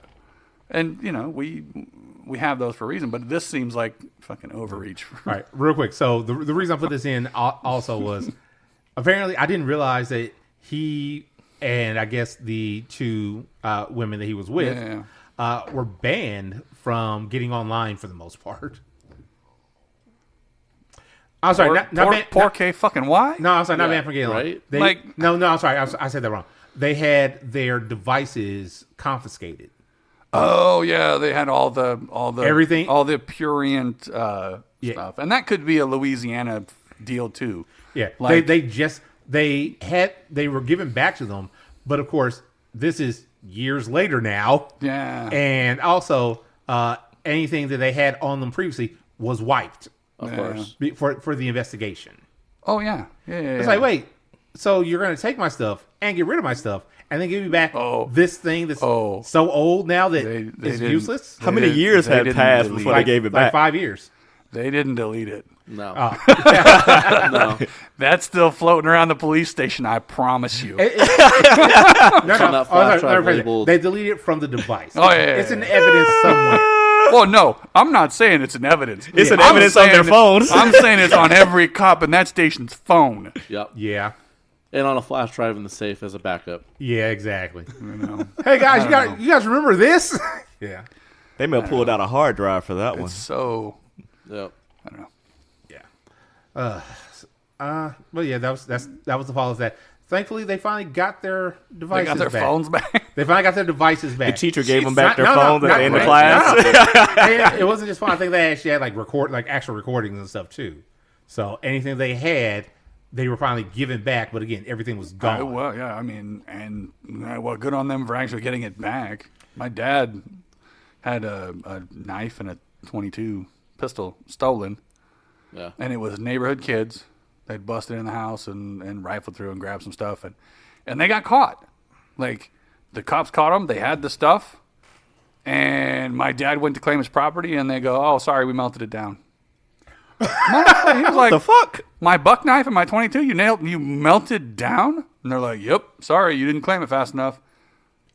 Oh, he was pissed. How many days had passed? Because you can't, like, that's a pretty rare, weird pistol. Like, it was not a normal, Yeah. something easy to find. And the buck knife was, I think, had sentimental value. But I guarantee they didn't melt it down. It's in some cop's house. Like, Probably. it's not, anyway, Well, whatever. I think it's 180 days, if I recall. Like, if you haven't claimed your property, you have up to 180 days. Before Well, they do anything I with can't it. imagine my dad waited on it. No, I know. That's what I mean. I'm So, like, I don't think anybody's going to bullshit. wait that long. Yeah. Anyway, Yay for cops. just be glad they didn't take cash. Right? Then you never see it. Civil forfeiture. All right. Well, let's move a bit forward. I was trying to see if I could get Miss Suze to you to come out here and talk about this for a little bit, but she may be otherwise occupied. Oh, I think she's otherwise occupied. So coming up next month on the 4th is the Bakersfield Tasting. Yes, indeed. Yep. All right. So you've been to the tasting. Oh, yes. You've been to the tasting. I won bingo at the tasting. You won bingo. Yes, that's right. You did everything. did. Everything. Did it all. And this is a yearly event. We've talked about this multiple times over the years. Yeah. The Bakersfield Tasting. As someone who's been, what is the tasting, sir? It's a smorgasbord of kink. What do you mean when you say that? It's like a buffet presented out to you. Like, you can try whatever's being presented. Obviously, not every kink is going to be represented. But whatever is there, paddles, flogging, spanking, and I've put all the impact play up first. But rope and wax and Sensations. sensation play and electrical play. Boot and blacking boot and blacking. stomping, And, yeah. Primal Some of play. the- I think it was the last- Littles. I believe there's some sort of Pets. Yeah. scrotal torture being. I don't know if that's been there, but I'm Oh no! It's I didn't say it was gonna. It had been there. I think it's going to be. Oh. Yeah. Oh. I think it lasts. Yep. Ms. Cougar Boots, I believe, has volunteered to. I already did bingo, and that was not there at the time. Okay. Like, so here's the funny thing. Like, I ended up going to a Fresno tasting, and I was like, yeah, I'm not doing bingo here. y'all can take that nut stomping shit and just ride on by. I ain't doing that. Nope. Nope. None of that. All right. So, as someone who has experienced the tasting, do you have any go-to memories from it? There's a couple things. One, I think I've talked many times about is it Panther Prowls? Yes. And his ability with the whip, the single tail. My goodness. It is, and I call it mechanical because there's no other way for me to describe it. He could incrementally move the crack of that whip the same exact increment closer and closer to my back. And then it got the same amount more intense once it started actually hitting me. It was, you say mechanical and you don't ever think of art as being mechanical, but I think that's an artist. An artist is able to make sure that their brushstrokes are exactly what they want them to be each time. And that's what he did with a whip. I loved wax, fire. Found out that there were a bunch of things that I didn't like. Mm-hmm. You know, I don't like electric play.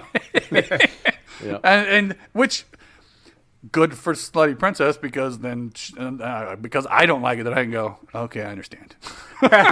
Because she don't like it either. And that's another big thing about the tasting is, yes, you can find out what you like, but you can also find out what you don't like in a controlled environment. And there were plenty of things that I tried just to have the experience. Right. I got spanked, I got paddled, I got flogged, or whatever. Mm-hmm. Like flogging, I don't know. Flogging wasn't bad. Like if you kept it up to my neck, my shoulders, my upper back. Mm-hmm. Oh, that's just a massage, man. That's fucking. They do beat the shit out of you when just you go give one. Give me a heavy, thuddy one and just beat the crap out of me, man. I'm good. I could sit there a long time. So apart from like having had my shoulders up, I can't. Nah, I got bad shoulders. But anyway, I'm not gonna get spanked again. I'm not gonna get paddled again. But I've had the experience, and I know what it feels like, and I know what I can do with a sub. So even as a dom, that was instructional and helpful. You know, knife play. I was like, ooh, okay, this is this is new and different. Letting somebody cut on me just a little tiny bit. Just a bit. I know, right? And so it's that. I don't know. Like I said, I got to get the other side of it, and you know, for those of our listeners who are submissives or switches and want to be on the other side of that, you get to find out whether that's something you'll like. And honestly, like, it's funny because within the local community, it would be easy to go, oh, everybody kind of likes that. Everybody kind of liked it. Like, there's a lot of people that like so many things, and there's a lot of commonality with them. Right. But having ventured outside of the community itself and found some other, you know, kinky people here and there, or people at least willing to try it, you find out, yeah, there's some people, man, you can barely put that flogger on their ass, and they're like, okay, I'm done. and I, you know, like most of the people that are in the community, like, it's almost a badge of honor showing your bruised ass, like. The goal is to try to get it. Right? Yeah, exactly. They seem to have this goal of getting the shit beat out of them. Who's this blacker and blue? Exactly. And lusty. Right. Yeah, she's going to take the cake for sure. Yeah. But anyway, I think it's by far the best of the educational events because it allows you to understand what you're interested in and what you'd like to dive deeper into. Mm-hmm. Hold on. I want to stop you there because I want to get other opinions here. Oh, yeah. So, Inspector Gadget. Yes. Tell us about your tasting experience. I mean, minus just the vendors and buying all the fun stuff because you definitely want to be prepared for that. What have you bought? Let's see. We had a couple sets of floggers from them because Thief was there, so naturally. Yeah. So naturally. Yeah. It's a requirement. Yes. And then there was a few paddles that we bought from. I don't blank now. So we have Rat Tamer, which is like a long stick that has a point at the end. That's a good one. A rat tamer or a brat tamer? Oh, okay. I heard rat. I was like, wait a minute, dude. What, you been beating rats? And then we have Brat tamer. like a bruiser, which is basically just a really thick, short Heavy. paddle, but just very heavy. Yeah. So that one Nice. is a good one. And yeah, I mean, I think it's, the first tasting that I've ever went to years back was the first kind of introduction to rope. Trying to who did it. First one I went to, it was It was whenever you went. I'm trying to remember. it was Posh Girl and Mr. Morse's and Rooster? Rooster. I think so, yeah. Yeah, so Rooster tied up, not your princess, and like it gave a handle, and I was like, okay, this is fun. Thank you. You're mine now. So like, that was a blast. Just kind of learning. Okay, this is nice on that front. So real quick, just to kind of segue from that, when you bring up rope, apparently I have been enlisted to be a rope presenter for this year. I was like, there you go. It was funny because I was asked her, I'm like, no, I'm good. I am not that talented. And then I guess whoever they did had like, well, we had somebody drop out. We need you now. You don't have a choice. You're Now you're voluntold. better than anybody else we got.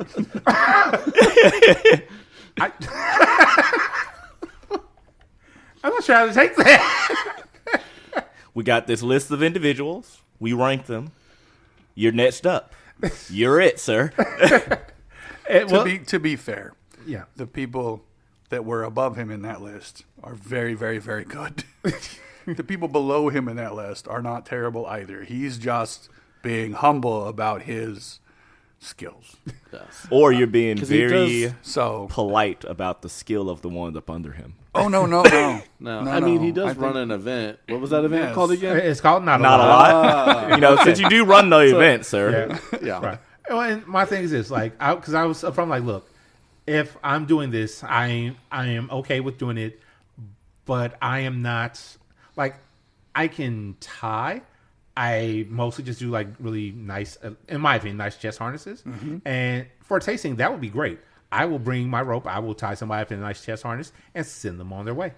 And what I'll do is I'll even bring enough rope to, like, okay, I don't expect some of this back, because if you would really enjoy it, it's yours, and now you have something to use at home. There you go. I won't use some of my favorites, no, but Well, no. yeah. I mean, but you give him the weird colors you don't like. the weird colors. Neon orange. Well, no, because I also that's been one of my things ever since I got into rope. Like when I first got like a little grab bag of rope, I'm like, and somebody was like, "Oh, that's really cool." I'm like, you know what? Here, it's yours because I can always get more rope. But that's somebody who hasn't had it yet, and here now maybe they can expand on that a bit more. That will help instill them like, yeah, I want to do more with this, and then they'll get their own rope. They'll try out like, hey, because most of my rope is nylon. And that's not for everybody. But if it's somebody's first time, it's usually not something that's going to be harmful or anything like that. Well, yeah, I mean, you don't want to scare somebody away at the tasting, right? Like, you don't start it at full suspension.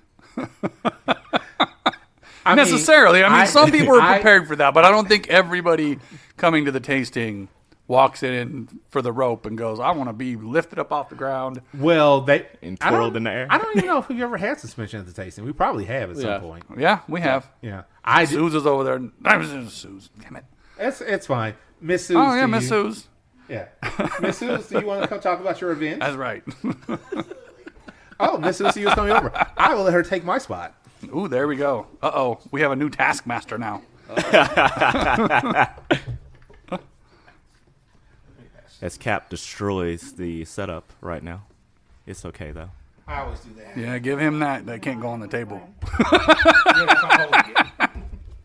You know how that happened last time.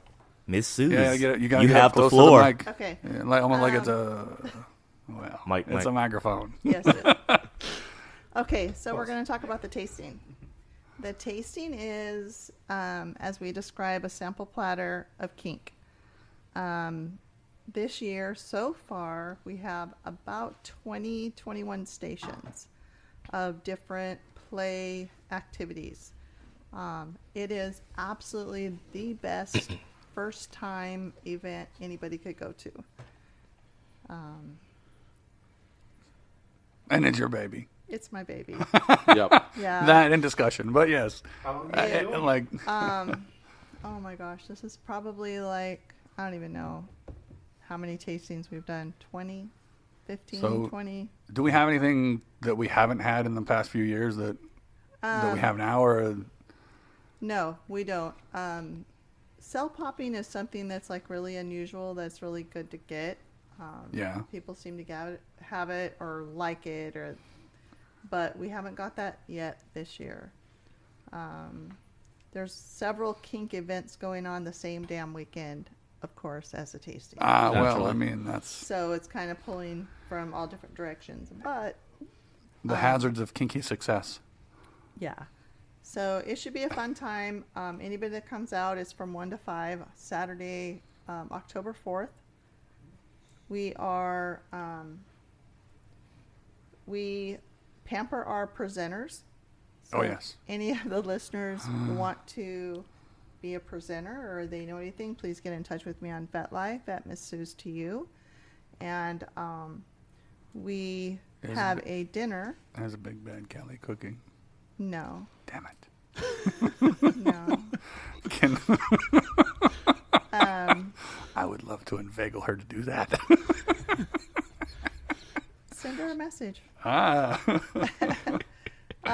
It's a. You know what? I think I will. You should do that. I'll be like, Please. You should do that. very disappointed to know that you're not cooking for the tasting. So we have somebody that has not been to a tasting. Oh. Can we give any suggestions for this person? I've been to a tasting. You're not supposed to know that. Oh, It's me. I haven't been. I won bingo, but I haven't been. So honestly, if you walk into a tasting the very first time, you're going to be freaking overwhelmed because there's going to be so many people there walking around. But when you walk in, you're going to get you're going to either get a list or a bingo card, possibly. Haven't figured that out yet, of all the activities and where it's all laid out. So you get like a little map of the area. So you can try what you want to try. If you just want to watch somebody do something that you're interested in and you're a little leery of trying, that's okay too. You don't have to physically do the booth. You can just like talk to the presenter. You don't have to like actually have needles poked in you, but you can just actually talk to the presenter and say, how are you into this? You know, what got you into this? Do you like to be stabbed, or do you like to do the stabbing? Or both. Or both. And so there's absolutely no pressure at a tasting. So you are going to be very safe because we have a lot of minions. I call them my minions. I have helpers walking around, taking care of the presenters primarily. But they will be in yellow T-shirts that say Minion. And if you have questions or need something, or you think you're unsafe or whatever, you either come to me, come to one of my bitches, or you go to their spouses or their partners, and we will take care of it. Everybody is safe. The Dom Council. Yeah. Yes. So the Dom Council's on security? Dom Council's always on security Oh, when yeah. we're around. Yeah, we keep an eye out. Yeah, when we're around, when everybody's around like that, we do not worry about being safe or feeling safe, or even though my partner is not part of the Dom Council. Well, and to be fair, it's not like our services and that idea have been all that necessary very often. No. Very, very rare. And I don't think ever at the tasting, so. No. No. Not yet. The luau's a different story, but Well. but not the tasting. But yeah. And so after the tasting is over, the presenters will take a little break. We feed them dinner, and then we always have an after party. Everything's already set up. You can have an after party. And play a little bit, do Play a little bit, do a visit, swim. Well, the pool will be up and running. Clothing optional. Sweet. So I'm I'm being really that all the time. excited to have fire, because I know we've had fire in the past, Yeah. but I don't think we've had it the last, what, Two times? 2 years, yeah. Miss J was the last time to do fire 2 years ago, but Bear is doing fire this year, and he is. I will let Bear fire me up. So Captain Awesome will attest to the fact that him and my ex-partner were set on fire and thrown in the pool. There is a video on my profile of me being set on fire and pushed into the pool. And what is so amazing about that is, okay, my ex-partner was white. He's obviously not white. The way the skin looks when it's on fire, or the way the fire looks on different skin tones, is amazing. Huh. Not something I had ever considered. He looked purple. Captain Awesome's fire was like purple. It was he was so pretty. So, yeah. What else do you want to know about the tasting? This is your man. Whatever you want to tell. It's $25 a person, prepaid. Get on FET, get my Venmo, my PayPal. It's prepaid. I will have a person that has volunteered to be at the door. Multiple people usually. Yeah, so she wants all 4 hours, so she's got it. Oh. Oh. Oh. Not rotating this year. Who's taking 4 hours worth of that? We'll talk later. No, nobody wants to stand at the door collecting money. That's not a good thing to do. Just prepay, get it over with. There's plenty of parking. You might have to walk a little bit, but there's plenty of parking. You can walk in. Please walk into the tasting as vanilla as you walk into a farmer's market. Once you get inside the gate, I don't care what you look like. You'll have changing areas or whatever. Clearly, you've never seen me at a farmer's market. Well, I would hope your stuff would be covered. Yeah, but that doesn't have to be vanilla. So we're saying is you're going to go in a Speedo? In a banana hammock. Man, last year a little neighbor lady wanted to come in, but we caught her right away at the door. She's like, what's going on in here? Yeah, she thought it was a Never you mind. yard sale or something. Oh boy. No, private party, ma'am. Yeah, so there will be somebody at the door. It's a good time. It's a good event. Come. Do we need to get black shirts that say Dom Council on one side and security on the other? I think so. I mean, We know a shirt person. we might have enough time. Yeah, Yeah. you should do it. Any vendors this year? We do have vendors. We have JW Paddles Oh, yes. and we have Thief's Touch. So I don't know about any others yet that I want to put out there yet, but yeah, those two are for sure. And honestly, that's all you need. Yeah. That's I mean, it. I would never buy a flogger off of Amazon or off Well, any kind no. of website. No. If you want a flogger in this community, go to Thief's Touch. yeah. If you want a paddle, go to JW Paddles. Definitely. So Anything else you want to share about your event, Miss Nope. Susie? nope, I'm gonna go watch football now. There we go. I know how you watch Watching football? I watch football how I watch football. Yes, Yeah, she's watching football. It's on the table.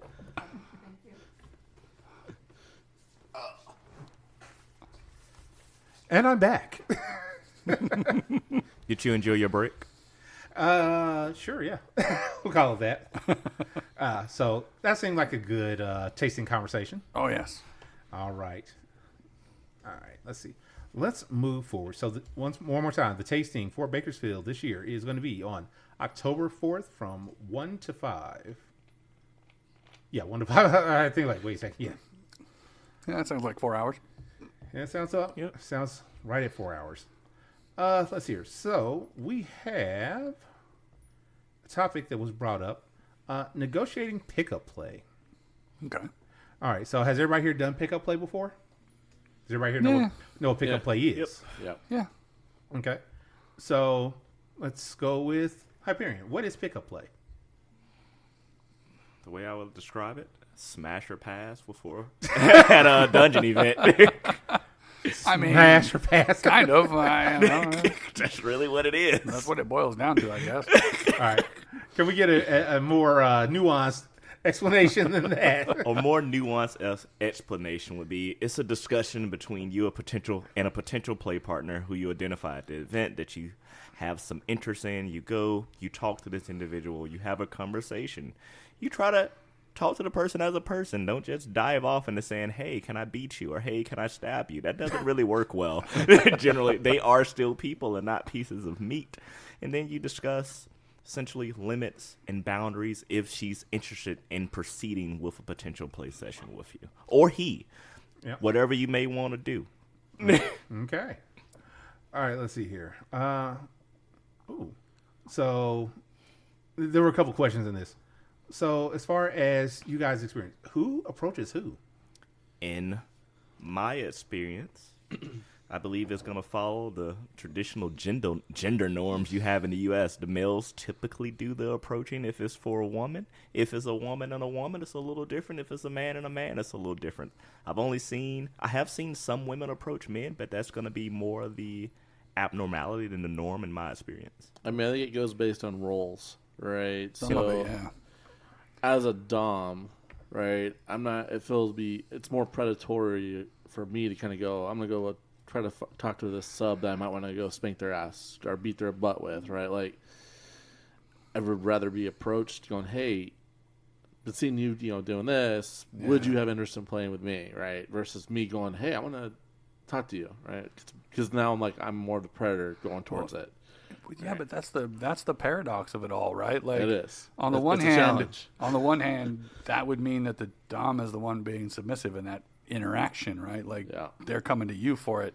Don't get me wrong; they're coming to you asking for it, so that's different. But you see what I'm saying? Like, there's a lot of complicated math that isn't easily simplified for this situation. We got some imaginary numbers for in the here. answer of who does the asking, because some subs are completely uncomfortable with that idea, Right. and feel like they would be imposing or Taking up too much just space. a bother or whatever. Yeah, like they have this thing about not wanting to do it. So that's there. Or I can understand how a dom. I mean, I think that's more of a vibe like you would have to have over a long period of time. I mean, you know, if you got a guy in the community that every time the hot girl walks through the fucking door, hot sub walks through a door, and I guess gender doesn't matter, but anyway, I see it from a male point of view, so that's the way I see it.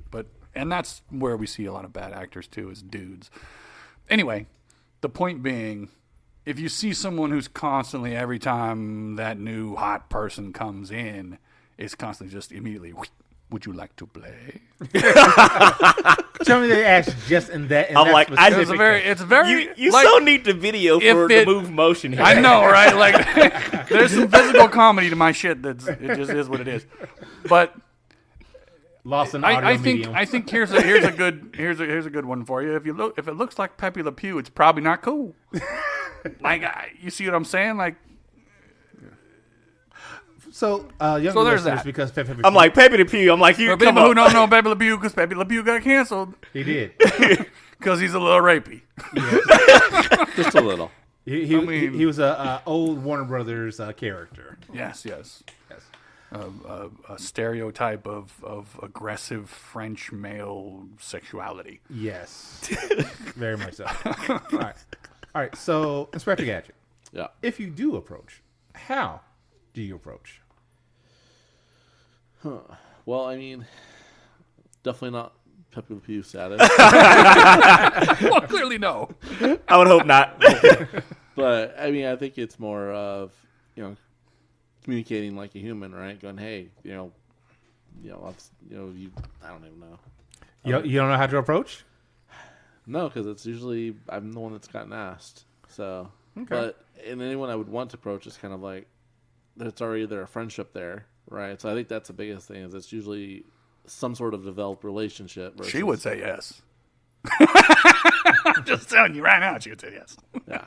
I But believe you- you take it as if you're approaching a regular person on the street. When you're approaching a regular person on the street that you have some interest or you want to get to know, you're not going to start talking about sex, even if you're at a sex event. I believe you still have to keep with the, okay, this is a person, and then develop. But with that being stated, I believe unless she approaches you or shows interest, you are probably not gonna play with this individual on first meeting. It's gonna take some time, as Inspector Gadget stated. You're gonna develop a relationship, but approach them like a regular person that you want to get to know. I suspect that if you looked at pickup play in general, probably in this community, at least from what I've seen, if it was going to happen on the first night between people who didn't previously know each other, it would have been the sub that approached the dom. Mm-hmm. I just thought about something. Whereas the other way around, if the dom approached the sub, I don't think it would necessarily happen that night. Right. Mm-hmm. I just thought about something. So, listeners, for next episode, I'm definitely going to have to get a full cast of women on here to get a different opinion. Yes, you got to get a different perspective. For this exact same question, because that's because I'm just saying like that would be a totally different perspective for that. And I think that's a great thing to do. Actually, like that. Mm-hmm. We're all guilty of seeing the world from our own perspective. Yes, and that's a good way to get outside of it and go, okay, how am I seeing this differently from the way they are? All right, so that's definitely going to be on the next episode. Is the other side of this question? Well, or at least just the submissive side. I don't know that it necessarily needs to be women, but need a certainly, submissive. Yes, yes. Not a table full of 4 dons. Let's see. Next part to this, because there's like multiple questions. Oh, is this an online? No. Somebody submitted, or Well, it was, but I forgot to put it in the listener question section. Oh. Yeah. What questions do you ask during a pickup negotiation? I would think, and to be honest, I haven't done a lot of it. I would think, for me, pickup play always needs to be kind of simple. Something straightforward, not something, a lot of complicated things. Like, I don't know. I would think you would want to stick to a certain number of toys, just kind of keep it low key, unless you've played before. Correct. Well, no, this is going on an assumption. This is going on an assumption. If you're talking, this is the first time. If Under it's assumption the of first time, in all honesty, because this has actually come up before in the community. And for the individuals that have been around in the Bakersfield community, I'll say for at least 6 or more years at this point, we actually had, it was a discussion, and that was when Bear was still active. Okay. And we actually discussed this verbatim.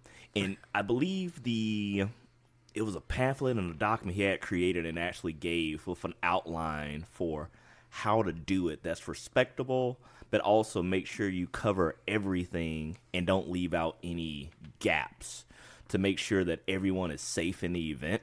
I actually still have that at home somewhere. Oh, wow. So I believe because I don't remember all of it off the top of my head. It's a flow type thing. You're supposed to know it all by heart, man. I would say this document was probably it was like a list. It was like 2-3 pages. But I will say it was thorough enough to make sure that the submissive felt completely safe and made sure they were heard. Okay. And because right off the top of your head, if you just want to boil it down and just boil the ocean to the high level bullet points, you need safe word limits. But it's a little bit more detailed and nuanced than that. Yeah. Oh, yeah. Like for me, whenever I have pickup play, some of my default ones are safe words, limits, obviously. Yeah. Any medical conditions I need to know about before, Yep. depending on what type of play we're doing. Any areas to avoid. Yeah. Right. Have you had this type of play before? Do you have any sort of reactions that I need to look out for during this? Because that's the thing. It's like some people there's some people that when they're getting spanked or flogged or whatever, it brings them to tears for whatever reason. And that's something you want to know ahead of time, because if you just start and then somebody starts wailing or crying, it's like, oh crap, what happened? Yeah. So it's just, and those are just kind of things that I know to ask about just from experience, having done it for, what year are we in now? I've seen the criers. A long time. 25. What? Not 25. Can we count that high cap? What? I was saying how long I've been You've in. seen the criers. What do you mean? Like he was around when it was the town crier saying he was coming to the event? Hear ye. Approaches. All right. Let's see. Do you guys have any questions that you like to be asked during that? Like anything like, oh, thank you for asking me, that sort of thing. I mean, I would like to think a Subway would ask, what I want out of it. Yeah. What things that I'm looking for as far as, I don't know if reaction is the right thing, because I don't want somebody to act necessarily. You want them chasing something. Yeah, to understand my motivation a little bit might be important. Okay. I mean, aftercare is always a good one too, right? Like Aftercare is a great one, yeah. as part of that discussion, but also like us Doms need aftercare too. Yeah. In some aspects, right? I mean, what I was going to say is, it's so overlooked a lot. it is. Yeah. Oh yeah. Yeah. What about you, Hyperion? Any questions you'd like to be asked during that sort of thing? That's a good question, but I'm more or less, as Splicer stated, what are your expectations? Just expectations. Okay. Yeah. So if you already have an existing dynamic relationship, how does that affect pickup play for you? Well, I think it gives a shorthand to the negotiation, right? Like, if you already know basic boundaries and those sorts of things, you can move to more complicated things, or you can. Well, I think it's more asking, like, let's say Playing with other Oh, you individuals. if you're playing with others, how does you being in a relationship with somebody, do you have to clear it with somebody? Things like okay. that. Oh, How does that affect? How does your existing relationship affect it? Pick up play with somebody else? Well, I mean, that can be. It depends on the person involved, I guess, on the relationship too, because it's like I think that depends on both, as Yeah. because you have to make sure that your partner is comfortable with you playing with someone else. Has that been discussed in your relationship or dynamic? And even if you have had that particular conversation, are they comfortable with this specific person? Yeah. yeah. And then Yeah, on top of that, you got to pretty much state verbatim. You can't assume that the new person you're playing with knows, so you got to make sure they're comfortable with that as well. That's true too. Well, and there may just be boundaries to where that play can go, right? Like, and that may also depend on certain people, or or just everybody in general. Like, look, this is the line you get from your significant other. Like I've seen it before, where it's like, oh yeah, you can play with anybody you want to, but you can't use these toys because these are our toys. Yeah. Sort of thing. Yep. That sort of thing. And sorry. Oh, go ahead. I was just going to say, when you brought up toys, safety is a key thing, especially depending on the material of the toys you're using. Definitely. Yeah. I will say I think the easy, bright line for some of where those boundaries are is the boundary between I don't want to say it's not even necessarily a boundary, but when it becomes sexual, like overtly sexual, that's, I think, when your relationship becomes much more important and much more involved in, can you do this? Can you do that? Can you do this? Can you do that? Okay. I'm just looking at the rings and the other married men at the table. Oh no, I ain't got no ring. I ain't got no ring yet. Currently, he's the only Only married one. guy. He's the only. I mean, it's kind of the same thing, right? Exactly what Spicer said is, there's that line that we've already negotiated, right? Because I mean, we both have play partners. We have, she's got a submissive. So it's like there's already an underlying understandability of, okay, where is that line? What's allowed? What's not? Yeah. And same rules going to apply to, say, a potential pickup play partner. Of, okay, well, here are the no's, here are the okays. Yeah. Anything further than that, it's not going to happen, right? Especially, a first pickup play. I mean, there's definitely a lot of conversation. There's lines that are just hard lines. Yeah. Right. Anything more than that, if it develops something later, okay, fine, and then that's conversation. But Want to see you come back to another podcast. Otherwise, you may be a missing person. Wow. Okay. And I think we kind of covered this a little bit already. How does pickup play differ from established partner play? Like how? Yeah, that's. We kind of covered that already. Yeah. Well, I think one thing that can be said that's different that we haven't really mentioned is the formality of it.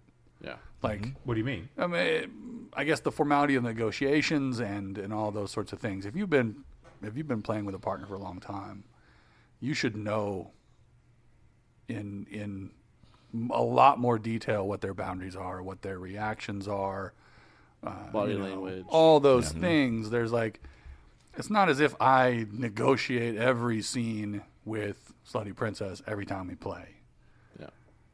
yeah, There are certain things that are just on the table every time.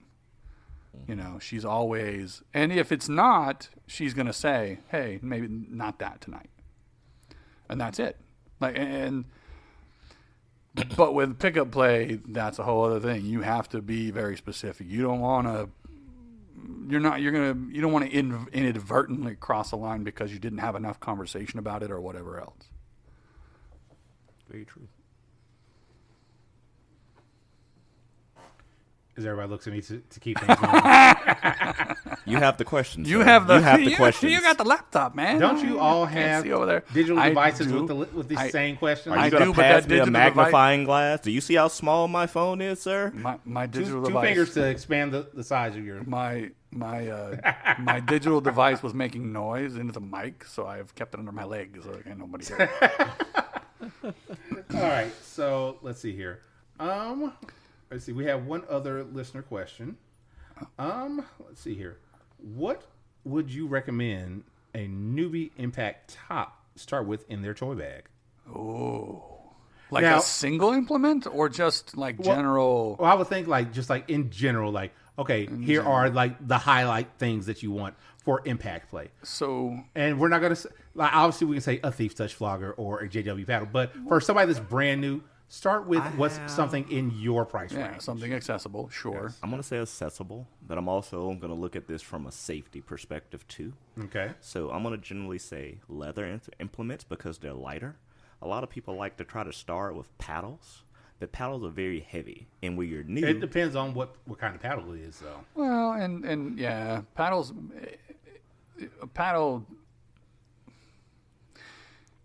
A paddle is all about how you use it. correct. I've hit the ass of my sub with what was basically a yardstick that I've made, and it's thin. It's only And that's fair. inch and a half, maybe 2 inches wide. It's nice and long, so I can get a little bit of a swing on the end. Contrast that with I've hit her ass with a cricket bat. True. So it really is all about how you swing it too. Like I think toys. I think you make a good point with the leather versus maybe synthetics, particularly because leather has more give, and for me, synthetics, I've always been wary of them because they can have an edge to them that you're not necessarily going to be aware of. And that's part And of if what it drags a bit, it'll cut, and that might not be something you want. Now, Right. down the road, if that's what you do want, or your sub does want, then that's what you do. and that's part of That's where what I you was dis- going with That's what that. you discuss. Exactly. Well, I mean, yeah. Yeah, As long as everybody's on board, then that's what you do. Right. Because with those heavier implements, like some of your paddles and things of that nature, if they're new, they don't really have their swing under control yet. So if they miss, Oh, want to make something that doesn't hurt the sub. I would like to think that that's about the safety issues of that, and I would like to think that people would talk to, discuss, get with somebody who has some experience and go, okay, how do I start doing this, right? And that's really about, again, that's about starting light and starting with much more control than you think, and slowly moving up. And I think that's an easy concept for most people to get. So I don't think it's, to me anyway, it's not the toy that makes the big difference. It's about the attitude, okay. about how you're going to wield that thing when you come into the room. Also, for people that are brand new and they're getting their toy bag all set up, look to what other people use. See what you like. Yeah. And ask them about like, hey, I see you use this particular implement a lot. Yeah. May I not use when I see yours? May I, kind of get the weight of it, things like that. Because you may see something, and it's like, oh, that's great. The moment you feel like, oh, this will not work for me for whatever reason. Yeah. Floggers is a good example. Yeah, floggers and paddles, honestly. Paddles too, yeah. Well, yeah. but- If it's not the right length or whatever else, yeah. Yeah, Like- and you got floggers that weigh nothing that are great for certain reasons. I have a flogger that's a brick for another reason. So it's like, I'm not trying to go Well, to the and- gym, people. and as far as like beginning toys, I think I wouldn't necessarily say there's a toy that I would say is superior to another to start with, and I'll give you the reasons why. I don't think that. I think each one comes with its own learning curve. It comes with its own, like the flogger. You have some leeway with how hard that thing's going to hit because it's made out of leather, because it's not going to do as much damage as, say, something as hard as hardwood is from a paddle. Right. That said, It also depends on the type of flogger too. well, that too. But that said, you'll also find that swinging a flogger is a skill that's a little more complicated than swinging a paddle. Very true. Yes. The control I have over a paddle, I've probably had since I was 10 years old playing baseball. Like, it's a familiar thing that you've done. Baseball, tennis, ping pong, whatever you want to, however you want to look at that. Most of us have had some experience with swinging something similar. Correct. Whereas a flogger, that's a wholly BDSM thing. Yes. In my life experience, anyway. I don't know Right. anybody else who swung anything like that outside of, like, I don't know, maybe maybe a cheerleader with some sort of Pom-poms or pom-pom thing. I don't know. Those maybe. are some different pom poms Some right rifles there. or something. I don't know. Anyway, flags, maybe. I don't know. All right. It might Possibly. fly that way. Anyway, the point being that each one, a crop has a learning curve to it, right? Because Right. it's got a little bend to it like a golf club, right? But if you're a Well, golfer, okay. maybe that feels natural. I was like, depends on what type of crop you're using too. That's true. Listeners, everything we talk about, it always has nuance of, well, you have this crop. Oh, well, there are 17 of that type of crop that you want to use. Yeah. Yeah. Like I have a crop that's actually it's four crops in one. The official name of it is actually called a motherfucker.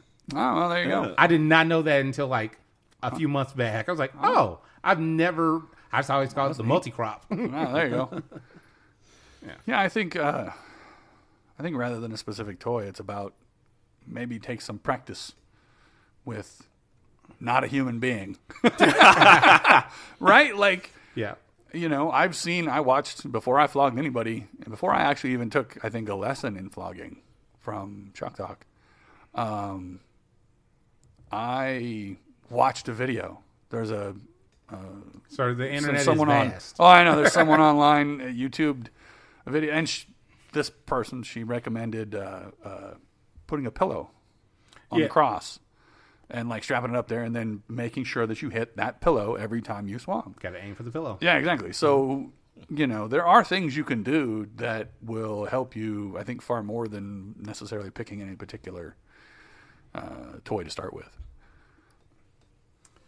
All that said, try out different toys, test things, and find out what you and the person you're going to play with enjoys. Yeah, I was going to say, maybe the better answer for that is, what does your sub want? Right. What Like, what does your sub like? what does the person you're going to be hitting actually want to be hit with? Yeah. Yep. Now, obviously, everybody's going to have something that, hey, I like that thing, and I just have it because I like it, and sometimes I want to use it on somebody. Yeah, like a Lego paddle or something. I have no idea what you're talking about. Lego paddle. hold on. I need to see how you made this bad Hold boy. on, real quick. Speaking of Lego paddle, the Lego paddle that I think Inspector Gadget kindly made for me, it now belongs to Stage Toy. Yeah. Oh, I think every single one will belong to whoever it does. I didn't realize it was going to I'm- cut like that. I'm relatively sure that Slutty Princess and Succubusty or Sexubusty Yeah. are now Owners fluid bonded are owners of these with paddles. that paddle. Oh, And because I think it was a mixture of both of their blood. they're fluids. Yes. So yeah, that's a thing. But have I told you about my plan? I'm gonna get a hold of the 3D printing, like actual stuff to design stuff, because I know my way around that pretty well. Tinkercad. Yeah. Fusion 360. Blender is what I Okay. think I was shown. It's free and it's really See, good. this is what happens Anyway. when you get with toy makers. Yeah, Let's talk about this is toy the problem. making. So my idea is to make an end for a crop. And I've got that fiberglass Yeah. stuff that I can use. So I'll make something that'll slide over the top, but put Lego on the end. But I'm going to round it out. Yeah. Okay. I'm going to make the edges on the brick, on the nubs a little Rounder. rounded, and Yeah. all the way around the outside a little more rounded. And that way it's not Gotcha. So cutty. You get some more. Yeah, How many you get the Legos same did it sensation. take? No, it's not. Oh no, he No, 3D no. printed it. It's all 3D printed. It's one giant piece, and it's just like it looks like Legos just grow up out of it. Okay. Yeah. Oh, it's yeah. Okay. Yeah, no. What I'm going to do at some point, and I keep saying this, I just haven't done it. I'm going to invest in just some general Lego bricks to use with rope. Oh yeah. Yeah, because tying tightly and then putting the Legos on and tying the Legos down So can get fun reactions. You could probably just print some that are that dimensions of Legos and then have it cut in the bottom. Yeah, have it That's grooved so grooved it'll out fit so the rope. will just sit in there as a seat. Yeah. Interesting. I'll do some research. All right. Now you got homework. I'm gonna go home and get that program and start fooling around. Tinkercad works pretty well. That one's free as well. Yeah. Fusion 360 is free up to 10 drawings. Yeah, I saw somebody online that was reviewing them all, and he was like, there's this, there's this, there's this, there's this, there's, I can't remember which one of them that he was like, yeah, if you want to do freeform stuff and like you're an artist and you just want to draw it on there and then 3D render it, this is the best one. Yeah. And the best out of the free ones, in his opinion, was Blender. So we'll see. So, listeners, all I have to say, get some good toys for yourself and your bottom. Well, I think honestly, ask around, right? If you see someone playing with a toy, talk to them about it. Yeah. Right? Don't be shy about it. 'Cause we tend to, tops tend to like to show off, hey, look at this cool toy. Yeah. Oh, yeah. Like whenever Here's why we like it. I remember. whenever somebody asks me, like, so what toys you got? I'm happy to bring out my bag. hold on, Like, let me grab look the what bag. I got. Oh, yeah. I remember early on asking somebody, what the hell was that thing? And they're all, it's a mop. And I went, Yes. I got to get me one. Yes. Like, he was like, and his sub described it as being thrown through the cross. Like, that's how it made her feel. Like, she was going to get through it because it was that big and just massive. Oh yeah, no. I'm talking with Thief about making a dark side model mop. Nice. Yeah, it's like, all right, got the color scheme, and I want like a lot of falls. So yeah, and gotta get the little red in there for his lasers that he does. Oh, yeah. Yeah. I may have thought about this once, twice, a lot. Sounds like it. Sounds like it. Good. All right, so let's see. Let's move on to the last thing for the episode here, the kink or fetish of the episode. And I'm sure I knew this at some point, but I didn't realize a hair job. I remember I had blanked on what it was, and I remember now that you said it, and I thought to myself, I get it. Like, it's not a fetish for me, but I get the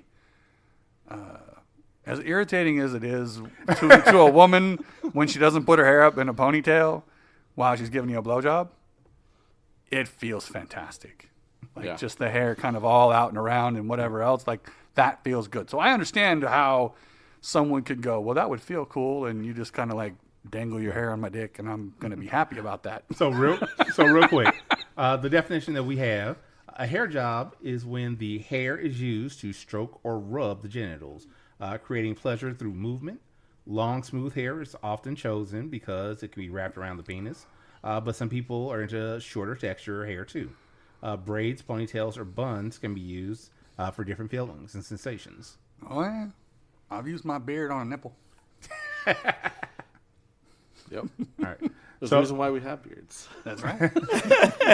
So we see the splicers in the hair play. Hey, what happens in Vegas stays in the beard. Oh God. For a while. Yeah. For a while. Ew.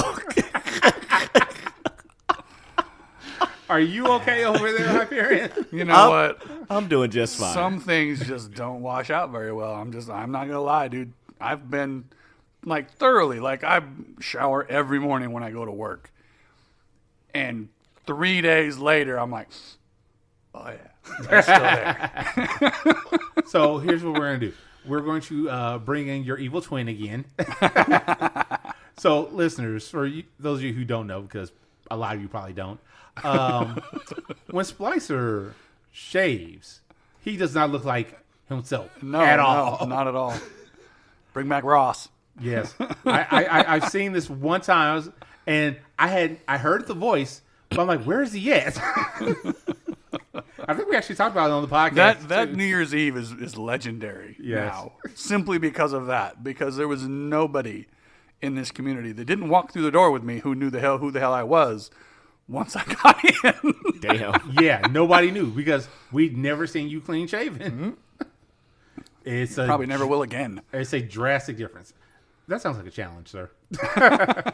All right, listeners. So, if you want to get a prize, no. I'm like, you go to Vegas enough, it will happen. You go ahead and try. I'm not even going to have to fight you off. Sassy, Slutty Princess will fuck you up. She did not like it. All smooth and clean shaven. Actually, you just reminded me of something. Well, real quick. So, as far as the hair job, I'm not really into hair jobs. Any of you? No, thank you. I Nothing mean, for me. not in particular. Again, like the sensation's fun, so I can see it. But The most I'm into as far as hair is concerned is giving that nice grip when doing other things. yeah, feels good in the hand. That's for sure. Yes. It has its purposes. Right. So somebody reminded me yesterday of something that I said, I think a month or two ago. I've got a big box of toys that were donated to the podcast to give away literal years ago at this point. Oh, So I need to start doing that. So what I'm going to do is I'm going to bring back the word of the episode.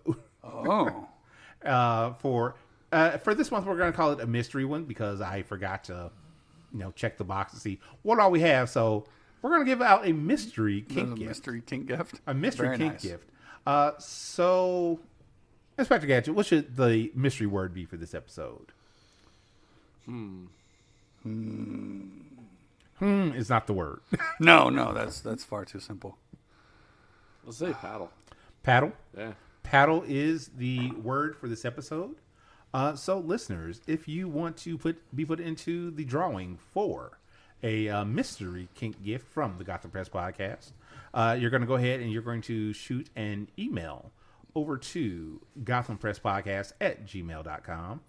Also, you can message us on FET at the Gotham Press. I'm trying to remember all the ways you can get in contact with us. Candy sweet box. We didn't bring up Candy Sweet Box. I know. I just now realized. I was like, wait a minute. We didn't say nothing about Candy's box. Shame on Candy would be disappointed. Candy should be disappointing us for shame. She's so sweet. That box is. Sorry. Anyway. Anyway, to reach Candy's sweet box, do you remember the number?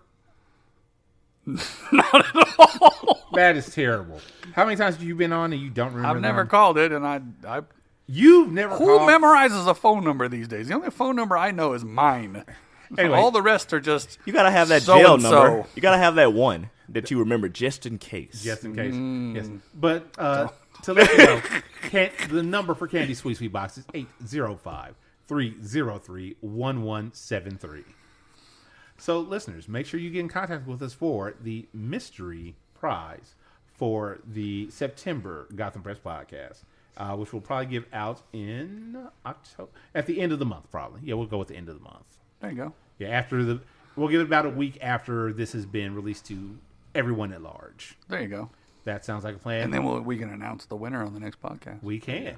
Well, I won't be here, but I don't think I'll be here. Well, no, because next time I'm going to try to get all women so we can get a different opinion. Exactly. Gotta have a different opinion Yeah, for those questions. for those questions. And then, obviously we're going to have a great time. Oh, the next recording is going to be the day after the tasting. I just thought about that. I mean, I don't know. I think it'd be cool to record at the tasting, but that's just We've done that before. we'll do a whole episode. No, that's what I'm saying. We've done that before at the tasting. Just sit people down and That was at the year where we had it, where we had that building that got rented for the tasting. okay. I think that was in 19. So yeah, so that would have been before you came. Yeah, I mean, Yeah, that was a little bit before you came around. before my time. Yes. So yeah, that was a 29 Special edition podcast. special edition podcast. Yeah. All right. So anyway, with that, just remember to send in the word. Paddle. I'll help you Thank out. you. He pointed at you, man. It was your word. I know, I was blinking. You're blanking on the word paddle. Yeah. So we're going to send in the word paddle, right? Paddle. Paddle. Paddle. Paddle. Paddle. Paddle. All right. With that, I've had a great time today. Hyperion, how'd you enjoy this? It was fun. You enjoyed yourself? I did. I'm glad to hear that. Splicer, Always. Always. Always a pleasure. always a pleasure. Inspector Gadget, Definitely a blast. definitely a blast. Like always. And Especially listen, with especially with half the council here, so that's always a good thing. Yes. you guys just want more of the council. All right. And listeners, this is your captain who always enjoys taking you on these amazing kink journeys with the Gotham Press podcast. For all that, thank you all for listening. And with that, we are out. Deuces. Stay kinky, my friends. See ya. All right. Good job, guys. Good job. It was fun. It was fun. Now I the need question to is, stand though. now the real question is, how much of the game do you think Mrs. Steve saw, or is Zero. watching? She hasn't Zero. watched any of it. Well, she hasn't seen any of it. She's heard a bunch of it, I'm sure. Through muffled Muffled things. Yeah, definitely heard it, but highly doubt you've seen it.